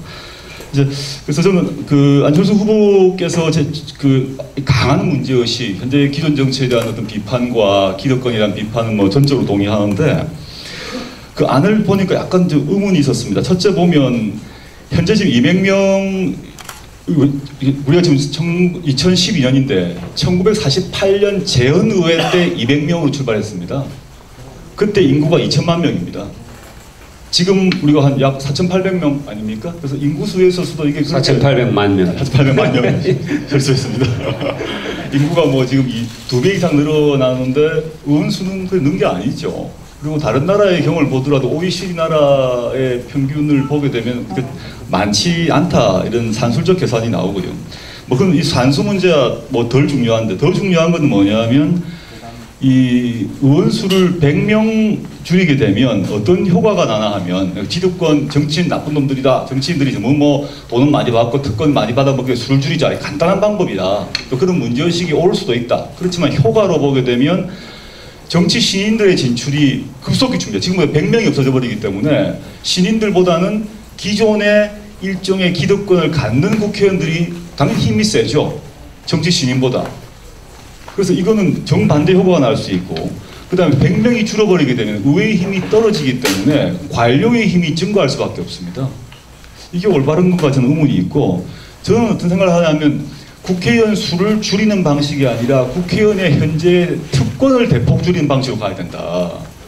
수를 지금 바짝 늘리는 거 쉽지 않거든요. 또 줄이는 거 쉽지 않다고 봅니다. 근데 지금 핵심은 수가 아니다. 현재 국회의원들이 갖고 있는 각종 특권을 확 줄인다면 시민들이 불만을 안 갖죠. 예컨대 독일 같은 경우는 독일의 국회의원들은 자전거 타고 다니거든요. 지금 우리 식으로 얘기하면 여의도에 자전거 타고 왔다 갔다 하기 때문에 시민들이 그 사람들이 특권치라 생각하지 않고 낮은 곳에 낮은 행동을 합니다. 근데 우리는 모습 자체가 다르기 때문에 그 자체가 불만인 거죠. 저는 안철수 선생의 후보의 그런 불만도 또 그 캠프의 문제제기도 그런 데 있다고 보고 하나 더 추가하자면 실제 이제 안 후보님께서 이제 그 문제의식에도 불구하고 그걸 실제 집행을 했을 때 제가 한번 오늘 토론회에 한번 계산을 해봤어요. 100명을 줄이려면 현재 인구 상하한선을 현재는 30만, 10만입니다. 그러면 100명 줄이려면 그 상한을 60, 하한을 20만으로 상향 조정해야 되거든요. 전국 전체 지역구가 있으니까 그렇게 할 때만 한 100명이 줍니다. 즉 인구 상한을 높일 수밖에 없는데 그렇게 해놓고 시뮬레이션을 해서 계산을 해보니까 이제 한 34%씩 주는데 가장 많이 주는 곳이 어딘가 하면 광주는 한 반쯤 줄어요. 국회의원이 반 없어지고 그 다음에 많이 없어지는 게 전북, 그 다음이 강원도, 그 다음 전남 이렇게 주는데 이 수도권은 그래도 상당적으로 괜찮은 편인데 이거 반씩 국회의원이 날아가게 되면 그 지역을 어떻게 대표할 것인가의 문제가 사실 남아있는 것 같아요. 저는 그 권역별 비례대표라는 방식을 통해서 지역을 더 강화해야 된다. 지방 분권 이런 것들이 매우 필요한데 지방 의원들이 물론 이제 그 지방자치 의원이 아니라 지역을 대표하는 국회의원 수가 지금보다 반 이상 줄 거다. 저는 그 점에서 이거 한번 생각을 해보셔야 되지 않을까 싶고 다행히도 안 후보님께서 최근에 어떤 대학에서 가셔서 수가 중요하지 않다 논의할 수 있다 이렇게 말씀하셨던 것 같은데 한번 그 문제의식은 살리시되 그 안 후보님이 제안하셨던 문제의식은 살리시되 구체적으로 이걸 그 바꿨을 때 어떤 효과가 나는가는 정말 찬찬히 한번 따져봐야 되겠다 이런 생각을 하고 있습니다. 네, 이 교수님. 예, 안철수 후보가 제시했었던 그 정치 쇄신안에 대해서 뭐 대표적으로 국회의원 숫자 줄이는 거, 중앙당을 폐지하는 거, 그 다음에 정치자금 국고보조금을 없애거나 줄이는 거, 뭐 이런 것으로 요약을 했습니다. 그런데 며칠 동안 이 주제들에 대해서 정치학자들이 이미 강론해서 무슨 문제가 있는지 다 뭐 파헤치고 했고 지금 오늘 조국 교수님께서도 시뮬레이션까지 했을 때 광주, 전북 또 강원도에서 의석 숫자가 반 정도 줄어든다라고 하는 결과까지 나온 것을 보면은 간단치가 않은 것은 명확한 것 같습니다. 그런데 문제는 이제 안철수 후보가 이런 것을 국민이 바라는데 이거 해야 되지 않느냐라는 게 핵심인 것 같아요. 그런데 과거의 쇄신안들이 국민이 안 바래서 입법화가 안 된 것은 아니거든요. 예를 들면은 지금 국회의원 숫자 100명 줄이자라고 하는 것을 여론조사를 해봤더니 과반수 유권자들이 찬성을 한다 이런 결과가 나왔어요. 당연히 찬성을 하겠죠. 아예 설문조사를 할 때 대통령을 없애자. 그럼 아마 90% 찬성했을지도 모릅니다. 국회 없애자. 국회의원들 1,000만 원씩 돈 내면서 일하게 하자. 100% 아마 찬성했을 것입니다. 따라서 이것은 그 여야가 국회에서 그 아무리 좋은 쇄신 방안이라 하더라도 이것을 여론 속에서 얼만큼 끄집어내고 여야에서 국회에서 합의를 해 나가면서 그 법을 만들어내 나가는 것이 과제이지 어떤 쇄신안을 뭐 국민이 바라니까 이건 꼭 지켜야 된다라고 고집은 안 하실 거지만 아무튼 그렇게 시작을 하면은 사실은 그 해결할 수 있는 것은 많이 줄어들지 않겠느냐. 그래서 결국은 이 쇄신 논란이 논란으로 빠진 측면이 있어 보인다. 이렇게 말씀드리고 마치겠습니다. 네, 이 부분은 저도 꼭 좀 부탁을 드려야겠는데 조금 어떤 열린 논의, 좀 건강한 토론들이 좀 필요하다고 생각합니다. 이 정치 혁신 방안은 다양한 의견이 있을 수 있는 것이거든요. 그 다양한 의견들을 논의하는 가운데 이제 국민들이 동의할 수 있고 또 현실적으로 실현 가능할 수 있는 그런 방안을 찾을 수 있는 것이기 때문에 생각이 다르다 그래서 그것이 뭐 그냥 포퓰리즘이다라든지 또는 기득권 지키기라든지 이렇게 한마디로 이렇게 뭐 논의를 어렵게 만드는 그런 것은 별로 바람직하지 않다고 생각하고요. 그래서 이제 그렇게 앞으로 좀 더 이렇게 열린 논의를 해 나간다 생각하면 지금의 다소간의 이렇게 차이가 있다 의견에 있어서 이런 부분은 크게 중요하지 않다고 생각합니다. 이 논의에 가는 동안에 이렇게 충분히 접점을 찾을 수 있을 것이라고 생각하고요. 그래서 이제 우리 이 언론에서도 이렇게 뭐 다른 의견들이 제시되는 것에 대해서 뭔가 뭐 주도권 잡기라든지 뭐 또 각세우기라든지 이렇게 좀 다루지 말고 오히려 이제 건강한 논의들을 조금 이끌어주면 좋겠다 이런 생각을 갖습니다. 네, 감사합니다. 그럼 이제 다음 주제로 넘어갈 텐데 그 전에 조금 전에 조국 교수님도 이제 그 국회 의석 줄이는 문제와 관련해서 지역 대표성, 그것이 지역 균형 발전과의 어떤 그 문제점 이런 말씀하셨고 또 후보님도 정치 혁신안을 발표하시면서 강력한 지방 분권 의지를 밝혔습니다. 그러니까 연방제 수준의 분권을 하시겠다 이렇게 말씀을 하셨는데 사실은 세종시가 어떻게 보면 이 지역 균형 발전의 어떤 상징적인 그런 모델인데 지금 이 정도로 사실 굉장히 지체되고 있습니다. 그것에 대해서 후보님께서 구상이 있으시면 간략하게 좀 설명을 하고 다음 주제로 넘어가겠습니다.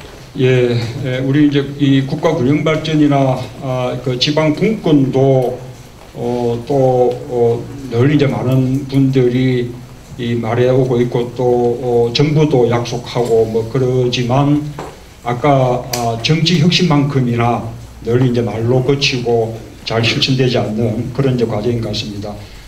가장 중요한 것은 역시 이제 국가 균형 발전 또 지방 분권에 대한 어떤 아주 강한 어떤 철학과 소신인데요.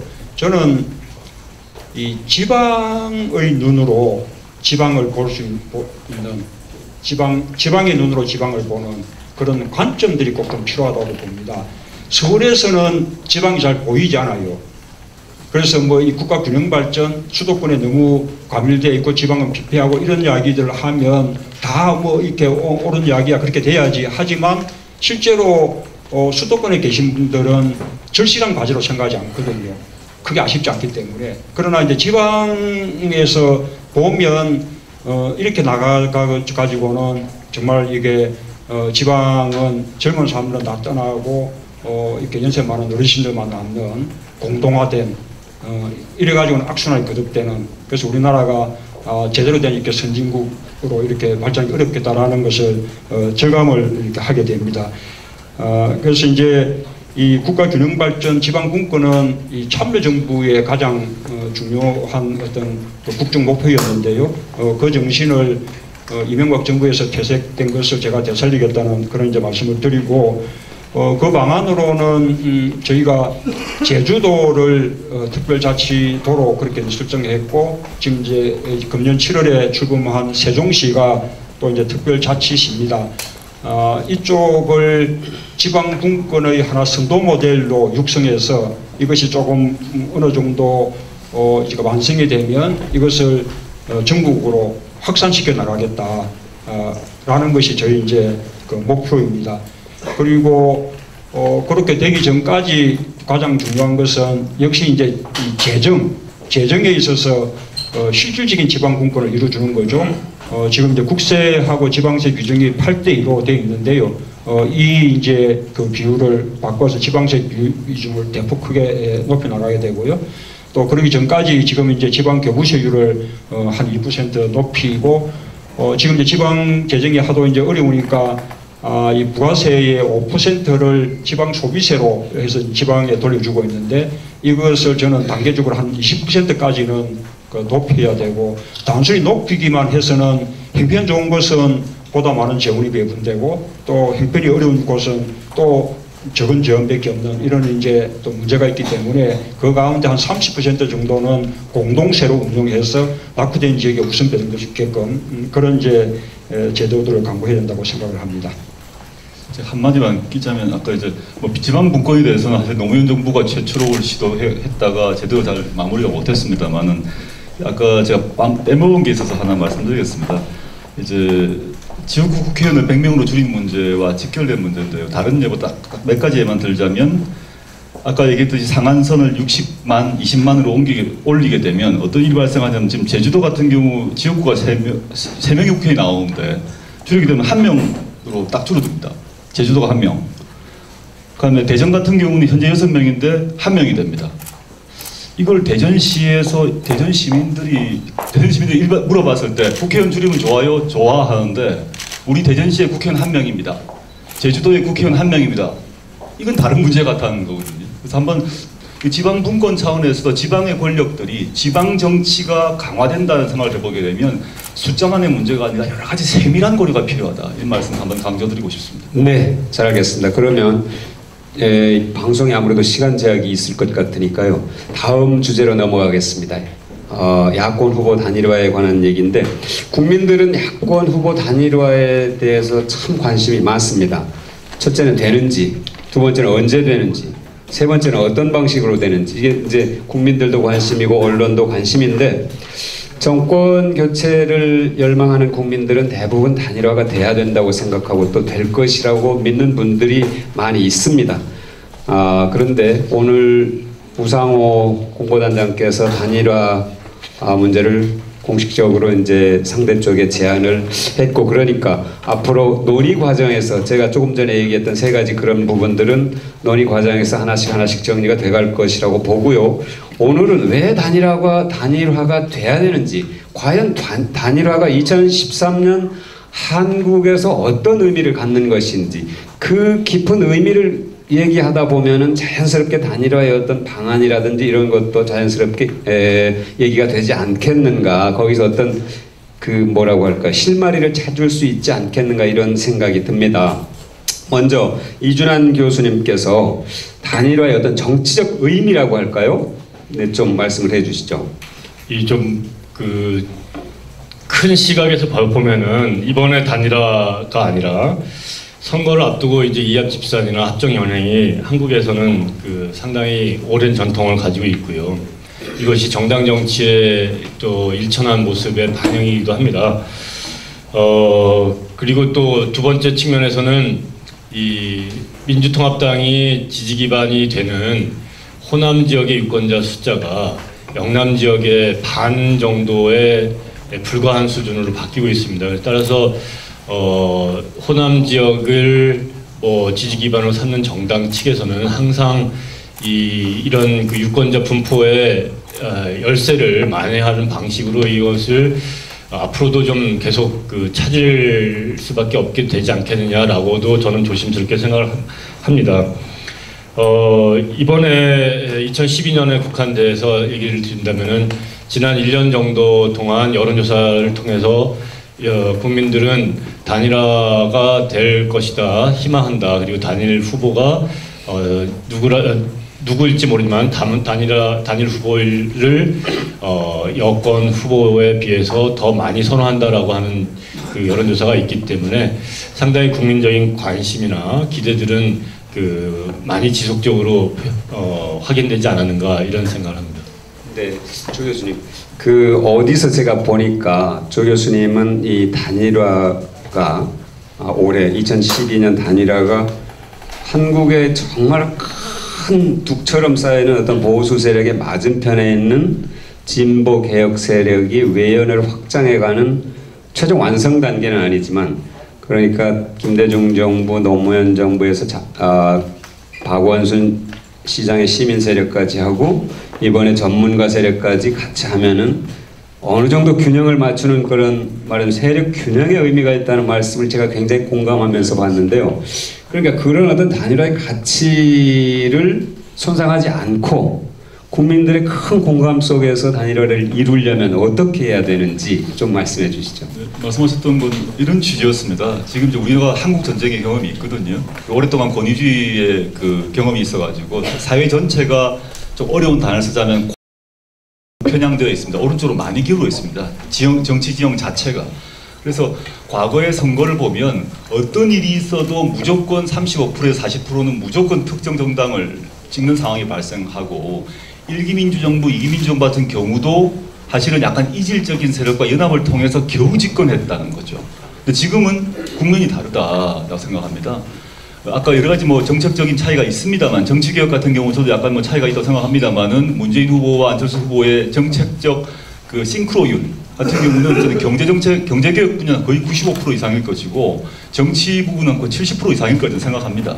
이 점에서 이제 두 분이 이렇게 합치는 모습, 합치는 것은 첫째는 이런 그 두 후보가 공유하고 있는 정책을 실현하기 위해서도 반드시 필요한 거죠. 집권하기 위한 것은 물론이고, 집권하기 위한 것은 단순히 대통령 되기 위해서가 아니라, 특정 사람이 대통령 되기 위해서가 아니라 그분들이 공약하셨던 정치개혁, 경제민주화, 복지국가 등등을 실현하기 위한 것인데, 두 분의 공약의 싱크로율이 매우 높다고 한다면 단일화하는 것은 당연한 것이고 당연하다고 보고요.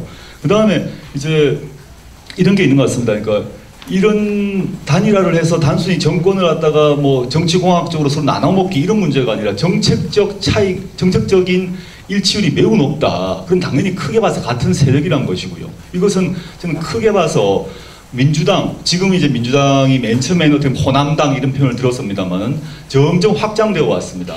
호남에서 뭐 굳이 말하면 친노, 그 다음에 박원순 시장이 들어와서 시민사회가 들어오고, 그 다음에 이제 안철수 후보가 들어오면서 저는 궁극적으로는 지금 당장은 이제 무리라고 생각합니다만 궁극적으로는 이 큰 흐름 전체가 크게 하나의 틀에서 움직일 때, 뭉칠 때, 단결할 때 비로소 아까 우리나라의 과잉 우편향된 세상에서 균형점이 겨우 만들어진다. 안 그러면 항상 한쪽이 40%를 가지게 되고 기득권이 유지된다고 저는 보고 있습니다. 그래서 이번 단일화는 뭐 정치공학적으로 선거 이기기 위해서라는 게 아니라 우리 사회의 전체적인 판을 한번 바꿀 필요가 있다. 그래서 적어도 50대 50의 균형을 만들어야 된다 한다면 한쪽 50, 진보와 혁신과 개혁과 민주를 바라는 사람들이 큰 틀에 가서 뭉치는 게 너무 당연한 거 아닌가. 역사적 당연하다고 생각하고 있습니다. 네. 저도 단일화 말씀드리고 싶은데, 아까 우리 이준환 교수님 말씀 가운데 그 호남 유권자가 영남 유권자 절반이다. 이거는 조금 정정하자면 영남 유권자 수가 거주자 기준으로요, 호남 유권자의 2배 반 됩니다. 우리 이제 지역 구도 자체가 문제지만 이 지역 구도의 어려움, 아까 35% 내지 40%의 경관 지지 뭐 이런 것에 이제 연유가 되는 거죠. 어쨌든 뭐 단일화는 꼭 필요하다고 생각합니다. 그것이 뭐 국민들의 욕망이라 생각하고요. 저는 이 단일화를 넘어서서 세력 통합을 이루어야 된다, 그런 주장을 많이 했습니다. 우리가 이제 정권 교체를 하기 위해서도 꼭 필요하죠. 예를 들면 이제 일반적으로 단일화라는 것은 이 단일화 과정에서 선택된 사람이 후보가 되고 선택되지 못한 쪽은 승복하고 이것이 이제 단일화인데 저는 그것을 거쳐서는 안 된다고 생각합니다. 함께 힘을 이렇게 합쳐서 대선에 임해야만 아까 35% 40% 그 경관 지지를 뛰어넘어서 우리가 이룰 수 있는 방안이라 생각하고요. 또 이 정권 교체뿐만 아니라 정권 교체 이후를 생각하더라도 새누리당이 다수당인 여소야대 국면 아닙니까? 그 국면을 우리가 뚫어내면서 경제민주화, 복지국가 이런 근본적인 계획을 하려고 그러면 이 계획을 추진하는 세력의 저변이 넓어지지 않고서는 도저히 안 됩니다. 참여정부 때 경험해 봤거든요. 이 개혁 세력이 자꾸 합쳐야 되는데 막 이렇게 쪼개지니까 그나마 할 수 있는 계획도 제대로 못했던 측면이 있지 않습니까? 그래서 두 세력이 함께 이렇게 세력의 통합, 누가 어떤 직책을 맡고 누가 어떤 직책을 맡고 하는 어떤 정치공학적인 차원이 아니라 하나의 계획을 추진하는 세력으로서 힘을 합쳐야 된다는 것은 꼭 필요하다고 생각합니다. 아까 우리 조국 교수님이 그렇게 해서 다음 5년이 아니라 10년 이렇게 말씀하셨는데 10년도 안 되죠. 아예 5년, 10년, 정말로 뭐 20년 이렇게 좀 이어지는 그런 이제 민주개혁 정부가 계속해서 들어서야 우리 사회의 정치 지형이 좀 근본적으로 바뀌지 않을까 그런 생각을 합니다. 그리고 이 부분도 꼭 좀 당부 드리고 싶은 게요. 이렇게 중요한 단일화라면 좀 단일화의 논의도 이제 조금 열어주십시오. 말을 못하겠어요. 이 단일화 이야기하면 단일화를 압박한다 그러고요. 또 뭐 단일화를 놓고 서로 또 무슨 각세우기니 주도권 잡기니 뭐 이렇게 다루니까 이 단일화 논의 자체를 제대로 할 수 없거든요. 그래서 뭐 어떤 방안의 단일화가 필요한지 그럼 어느 시기에 단일화를 이루어야 되며 또 그러기 위해서는 어느 시기부터 단일화 논의가 시작돼야 되는지 이런 부분들을 조금 이제는 좀 터놓고 이야기할 때가 되지 않았나. 좀 우리 언론도 좀 그렇게 조금 좀 달아주시기를 좀 저는 간곡히 좀 부탁드리고 싶습니다. 예, 저 다소 문재인 후보께서 그런 말씀을 하시니까 저도 참 옹색해지면서 다소 외론된 발언이 될 수 있는데 단일화가 이렇게 되고 있는 그 상황을 보면은 단일화의 가능성이 있겠느냐, 또 단일화가 서로 됐다 했을 때 그 효과가 있겠느냐 라는 데에 대해서 굉장히 큰 의문을 가지고 있습니다.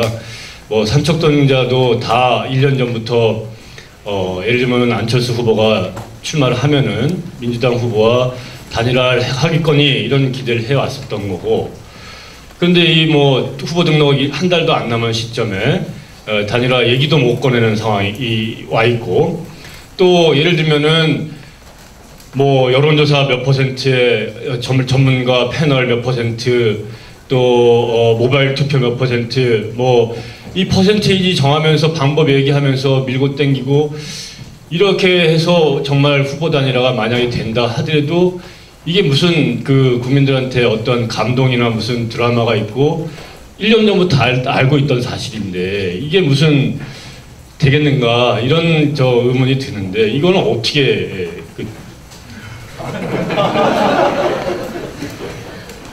예, 어쨌든 뭐 이 단일화 이 논의가 참 이 조심스럽기 때문에요.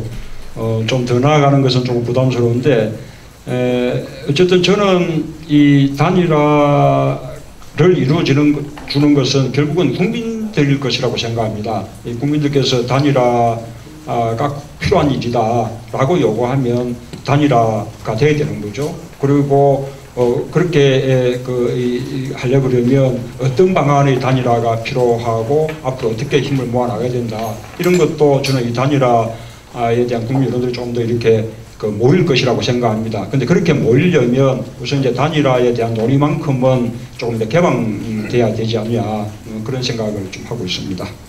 네, 저도 한 말씀 드리고 싶은데 아까 후보님께서 이제 제가 아까 3기 4기 하니까 또 더 길게 얘기 뭐 더 긴 5기 6기 말씀하셨습니다만 사실 이게 뭐 농담이 아니라 우리가 알고 있는 스웨덴 복지국가가 만들어지기 위해서 스웨덴 3인당이 40년 집권했습니다. 그래서 기초가 만들어졌고 미국의 뉴딜 정책 민주당 그 수십 년과 30년이었거든요. 그걸 통해서 기초가 이제 만들어졌기 때문에 단순히 뭐 장기 집권 야욕 때문이 아니라 경제민주화 복지국가라는 것은 강고한 세력들이 연합해서 힘을 받쳐줘야만 법이 통과되는 거죠. 이거 분명하다. 정치현실이라고 생각하고 있고. 이것은 그뿐만 아니고요. 딱 10년만 말하면요. 좀 수상하게 생각합니다. 알겠습니다.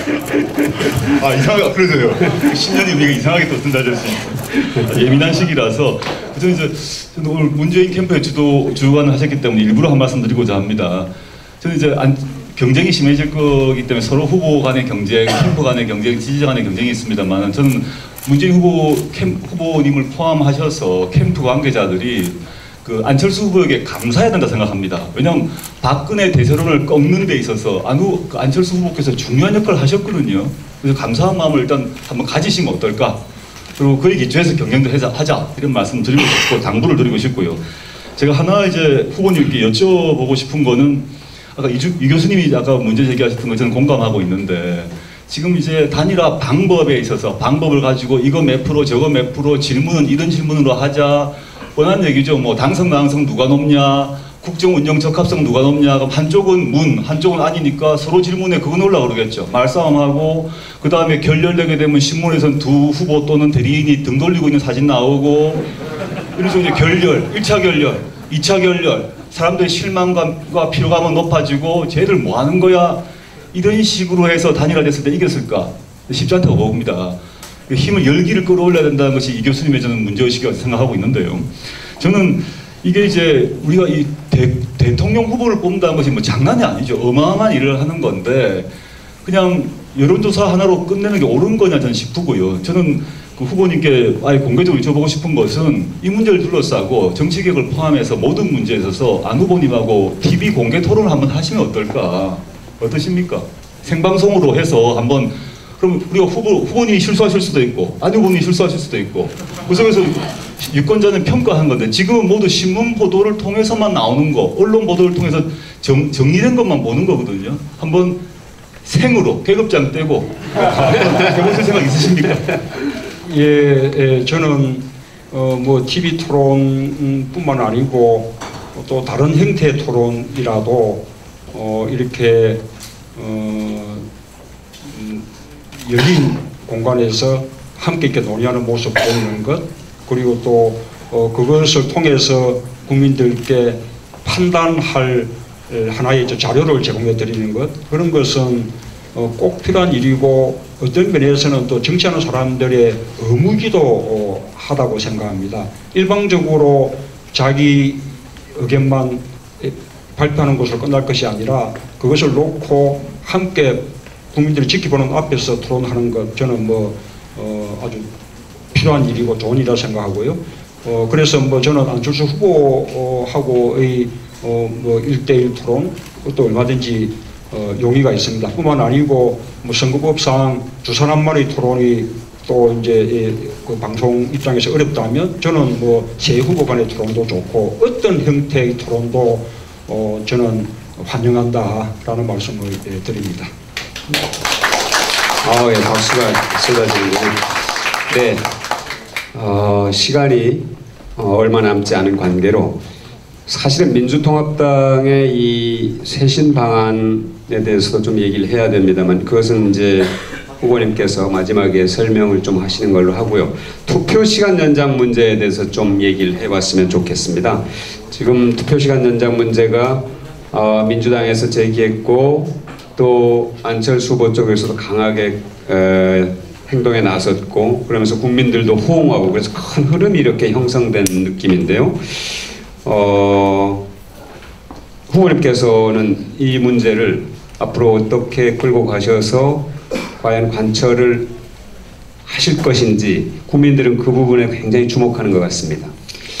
예, 우리가 갈수록 이 투표율이 떨어지고 있어서 우리가 어떤 그 대의민주주의라는 면에서 어떤 더 심각한 문제가 좀 되고 있거든요. 그런데 우리가 투표율이 낮아지는 이유를 이렇게 살펴보면 반드시 정치에 대한 불신이라든지 그 다음에 또 선거에 대한 무관심 때문만이 아니라 실제로 일하는 사람들이 먹고 살기 위해서 근무 시간 동안에 투표장에 갈 수가 없어서 투표를 하지 못하는 그런 분들이 수백만 명 된다는 겁니다.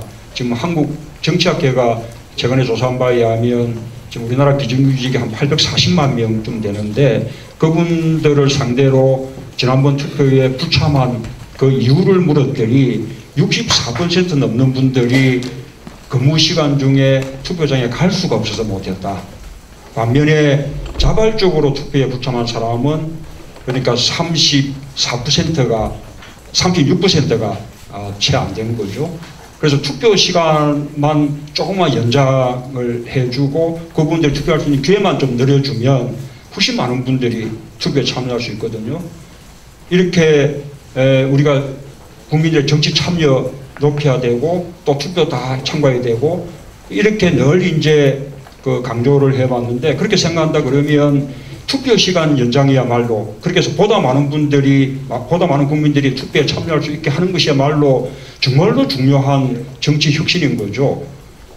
실제로 일본에서도 과거에 투표율이 좀 낮아진 것 때문에 고심하다가 투표 시간을 한 2시간 연장했더니 단번에 투표율이 한 10% 이렇게 높아진 그런 성공 사례가 있습니다. 그리고 또 유럽의 많은 나라들은 아예 투표 자체를 의무화해가지고 투표에 불참하면 여러 가지 페널티를 부과하는 그런 나라들도 있고요. 예, 그렇게 생각하면 투표 시간을 이렇게 좀 연장하는 것은 꼭 필요한 일이라고 생각합니다. 우리 이제 민주통합당은 우리 국회 개원하자마자 투표 시간 연장을 위한 법안들을 제출해서 지금 민주통합당 의원들이 제출한 투표 시간 연장 법안이 23건입니다. 9월 달에 법안 심사 소위가 열려야 되는데 새누리당 반대로 무산됐죠. 그래서 그 부분은 저희가 당론으로 다시 추진할 텐데 마침 안철수 후보 측에서도 그것이 꼭 필요한 정치 혁신이라고 이렇게 이제 주장하고 나서면서 그 관철을 위한 국민행동 본부도 만들겠다고 그렇게 해서 저는 뭐 너무나 반갑고 고맙게 생각합니다. 지난번 우리 정치 혁신 방안에서 약간의 차이가 있었는데 우리 이제 투표시간 연장 부분은 약간 차이는 있습니다. 안철수 후보 쪽은 이렇게 2시간 그러니까 이 저녁 8시까지 늘리자는 것이고 저희는 저녁 9시까지 3시간 늘리자는 차이는 있지만 1시간 차이는 중요한 것은 아니라고 생각합니다. 이 투표시간 연장만큼은 정말 함께 힘을 모아서 또 서로 공조해 가면서 꼭 이렇게 관철시켜자라는 그런 말씀을 드리고 싶습니다. 네, 두 분 교수님도 좀 말씀을 해주시죠. 이게 권리 찾기도 되지만 어느 나라는 이게 벌금을 물리는 나라도 있더만요. 네, 예, 그게 이제 의무 투표제나 그 책임 투표제라고 하는 거고요. 벌금까지는 안 하고 이태리 같은 경우에는 투표를 안 하면은 공직 후보에 하게끔 하거나 마을 회관에다가 투표하는 사람들 이름을 이렇게 쭉 적어놓죠. 이 민주시민의 책임인데 그 사회 국가의 서비스를 받는데 국가가 작동하는데 참여를 안 했다 이렇게 하는 거고 지금 이제 시간을 늘리는 방향이 그 시민단체뿐만 아니라 그 민주통합당하고 무소속 후보 측에서 이제 그 추진을 하고 있습니다. 그런데 이제 새누리당에서는 조금 미온적인 데다가 이 법을 통과시키려면은 그 먹튀법을 같이 이제 하자 이렇게 해서 좀 그 실현 여야가 합의를 하면은 시간상 많이 남지 않았지만 가능합니다. 그런데 이게 지금 외통수에 걸려 있기 때문에 좀 다른 접근법도 좀 그 민주통합당이 준비하면 어떠냐. 즉 지금 그 공휴일로 투표날을 정해놓고서 이 사업체나 공장에서 그 대통령령으로 휴일로 해라라고만 돼 있기 때문에 이 쉬지 않고 일을 해도 공장을 돌려도 이 실질적으로 이렇게 저희 제재가 없는 거예요. 이것을 좀 강화를 해서 최소한 투표를 할 수 있는 시간 뭐 4시간 정도는 보장하게끔 대통령령이 아니라 법으로 바꿔서 이 정말 600만 명, 800만 뭐 되는 비정규직 노동자들이라든지 투표를 하고 싶은데 일자리 때문에 투표를 못하는 사람들한테 시간을 허용할 수 있게끔 그거를 오히려 좀 동시에 추진하는 거. 또 이동 투표소를 손쉽게 그런 데마다 가서 찾아가서 투표를 할 수 있게 하거나, 세 번째로서는 지금 거소 투표제, 부재자 투표가 상당히 완화되어 있지 않습니까? 그래서 선관위에서는 차선책으로라도 이 600만 명, 800만 명 되는 사람들한테 부재자 투표를 광범하게 참여할 수 있게끔 선전하는 방법도 있을 수 있다. 이걸 같이 동시에 병행했으면 좋겠다는 생각입니다. 네, 조 교수님. 뭐 다 동의하고요. 사실 뭐 투표 시간 연장에 대해서 동의하지 않는 사람이 누가 있겠습니까? 사실은 그 투표하는 사람, 투표하는 유권자가 많아지는 것을 두려워하는 정당은 민주주의자가 아니라고 생각하고 있습니다. 투표한 사람이 많도록 하는 것이 민주주의 국가의 정당의 임무인데, 투표하는 사람이 많아진 걸 두려워한다는 것은 무언가, 저는 이 반대하는 분들이 스스로에게 물어봐야 된다 생각을 하고 있고요. 아직 뭐 호주처럼 투표 안 했을 경우 과태료를 준다거나, 이태리처럼 투표 안 하게 되면 공직 선출권을 안 준다거나, 이건 뭐 다음 또 법 개정 문제입니다만, 지금 당장은 최소한 그 알바 청년이나 대학생, 또 비정규직 노동자들의 투표권을 확보하는 것은 우리나라 민주주의의 기본 원칙 중에 기본이다 생각하고 있습니다. 네. 요거 조금 더 보충하면요. 혹시 여기 조금 시기에 늦은 거 아니냐고 생각할지 모르겠는데, 저희가 그 입법을 추진하는 과정에서 이미 선거관리위원회, 중앙선거관리위원회에 알아본 바에 의하면 11월 중으로만 이 법안이 통과되면 바로 이번 선거에 시행이 가능하다고 합니다. 그리고 이번 대통령 선거에 투표 시간 연장 3시간 이거 시행하는 데 소요되는 추가 예산이 36억 원이면 된다는 것이거든요. 네. 얼마든지 이렇게 할 수 있는 거죠. 그래서 이렇게 새누리당에 대해서도 좀 전향적인 그런 이제 그 입장의 그 전환을 조금 촉구하고 싶은데, 이에 대해서 이제 박근혜 후보가 여야 간에 상의해서 뭐 결정할 일, 이렇게 이제 입장을 밝혔지 않습니까? 마치 자신은 뭐 여야에서 떠나 있는 것처럼 그렇게 그 이야기를 했는데, 본인이 결단하면 그것이 새누리당의 입장이 되는 것이죠. 그래서 박근혜 후보에 대해서도 이것은 국민들의 여망인 만큼 조금 전향적인 검토를 해주실 것을 좀 부탁을 드리고 싶습니다. 크게 어려운 일 아닙니다. 그리고 아까 우리 교수님 말씀하신 대로 지금까지는 투표율이 임시 공휴일인데, 그러니 이 기업들이 근무하는 것을 막지 못하고 있는 것이죠. 그것을 이제 법정 공휴일화해서 그 시간 동안 근무를 시켜서 투표를 할 수 없게 이렇게 만들면 일종의 뭐 투표를 방해하는 행위처럼 이렇게 조금 그 규제하는 그런 것까지도 검토할 수 있다고 봅니다. 네, 감사합니다. 방송을 시청하는 시청자 여러분, 이제 마무리할 시간이 다가왔습니다. 어떠셨습니까? 우리의 미래를 위해서 좋은 선택, 바른 선택을 하는데 도움이 되는 그런 유익한 시간이 되셨으리라고 믿습니다.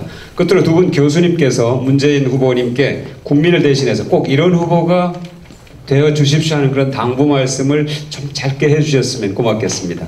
네, 이 교수님부터 하실까요?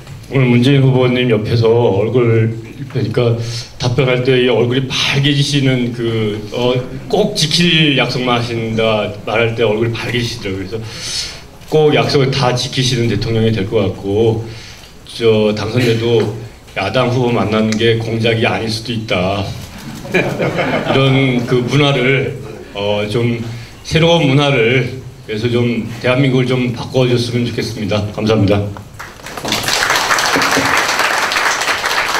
저는 문재인 후보님께서 정치에 들어오지 않으시려고 무진 애를 쓰셨다가 들어오셨습니다. 전 들어오셨을 때 그 초심 그걸 잃지 마시고 정치 계속 하시고 좋겠고요. 하셨으면 좋겠고, 그 다음에 지금 당면에서는 지금 이제 안 후보님과 이제 안 후보 캠프에서 여러 가지 요구 사항도 하고 서로 뭐 긴장도가 이제 긴장이 조성되고 있습니다만은 오 후보님께서 그냥 어떤 우연한 기회라도 이거 입수할 수 있을지 모르겠습니다만 안철수 후보님의 동선까지 한번 알아보셔가지고 그냥 찾아가셔가지고 악수 한번 하시고 차 한잔 하시고 덕담 나누시고 포옹 한번 하시면 어떨까 생각이 듭니다.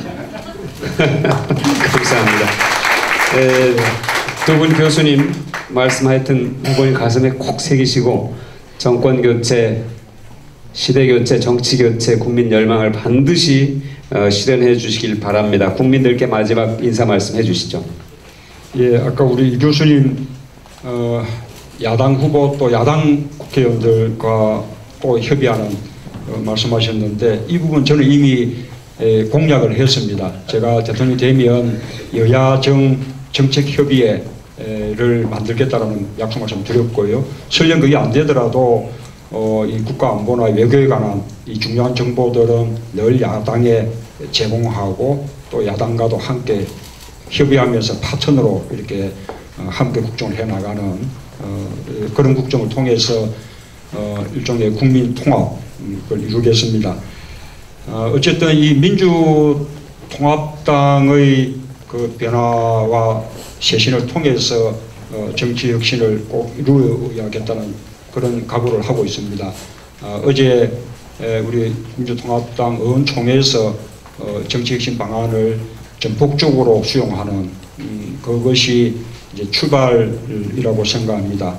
아까 우리 조 교수님께서 말씀하신 대로 우리 안철수 교수가 이미 많은 기여를 했습니다. 박근혜 대세론을 무너뜨리는데도 결정적인 기여를 했고요. 그리고 또 안철수 현상 그 자체가 우리 정치를 변화시키는 굉장히 큰 동력으로 작용하고 있죠. 이게 정치 혁신이라는 것이 참 오랫동안 많은 사람들이 말해왔지만 또 국민들이 요구해왔지만 꿈쩍도 하지 않았던 거 아닙니까? 우선 이제 지금 이런 것이 하나의 그 시대적인 화두로 이렇게 될 수 있었던 것도 안철수 후보의 기여가 아주 큽니다.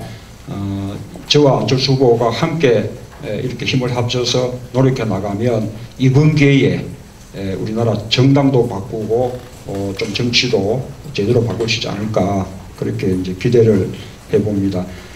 어쨌든 우리 국민들께서 바라는 정권 교체, 후보 단일화든 연대든 세력 통합이든 그것을 통해서 반드시 이루고 그 다음에 또 새로운 정치도 만들어내고 그 힘으로 경제민주화 복지국가의 어떤 대전환 꼭 이루어내겠습니다. 감사합니다.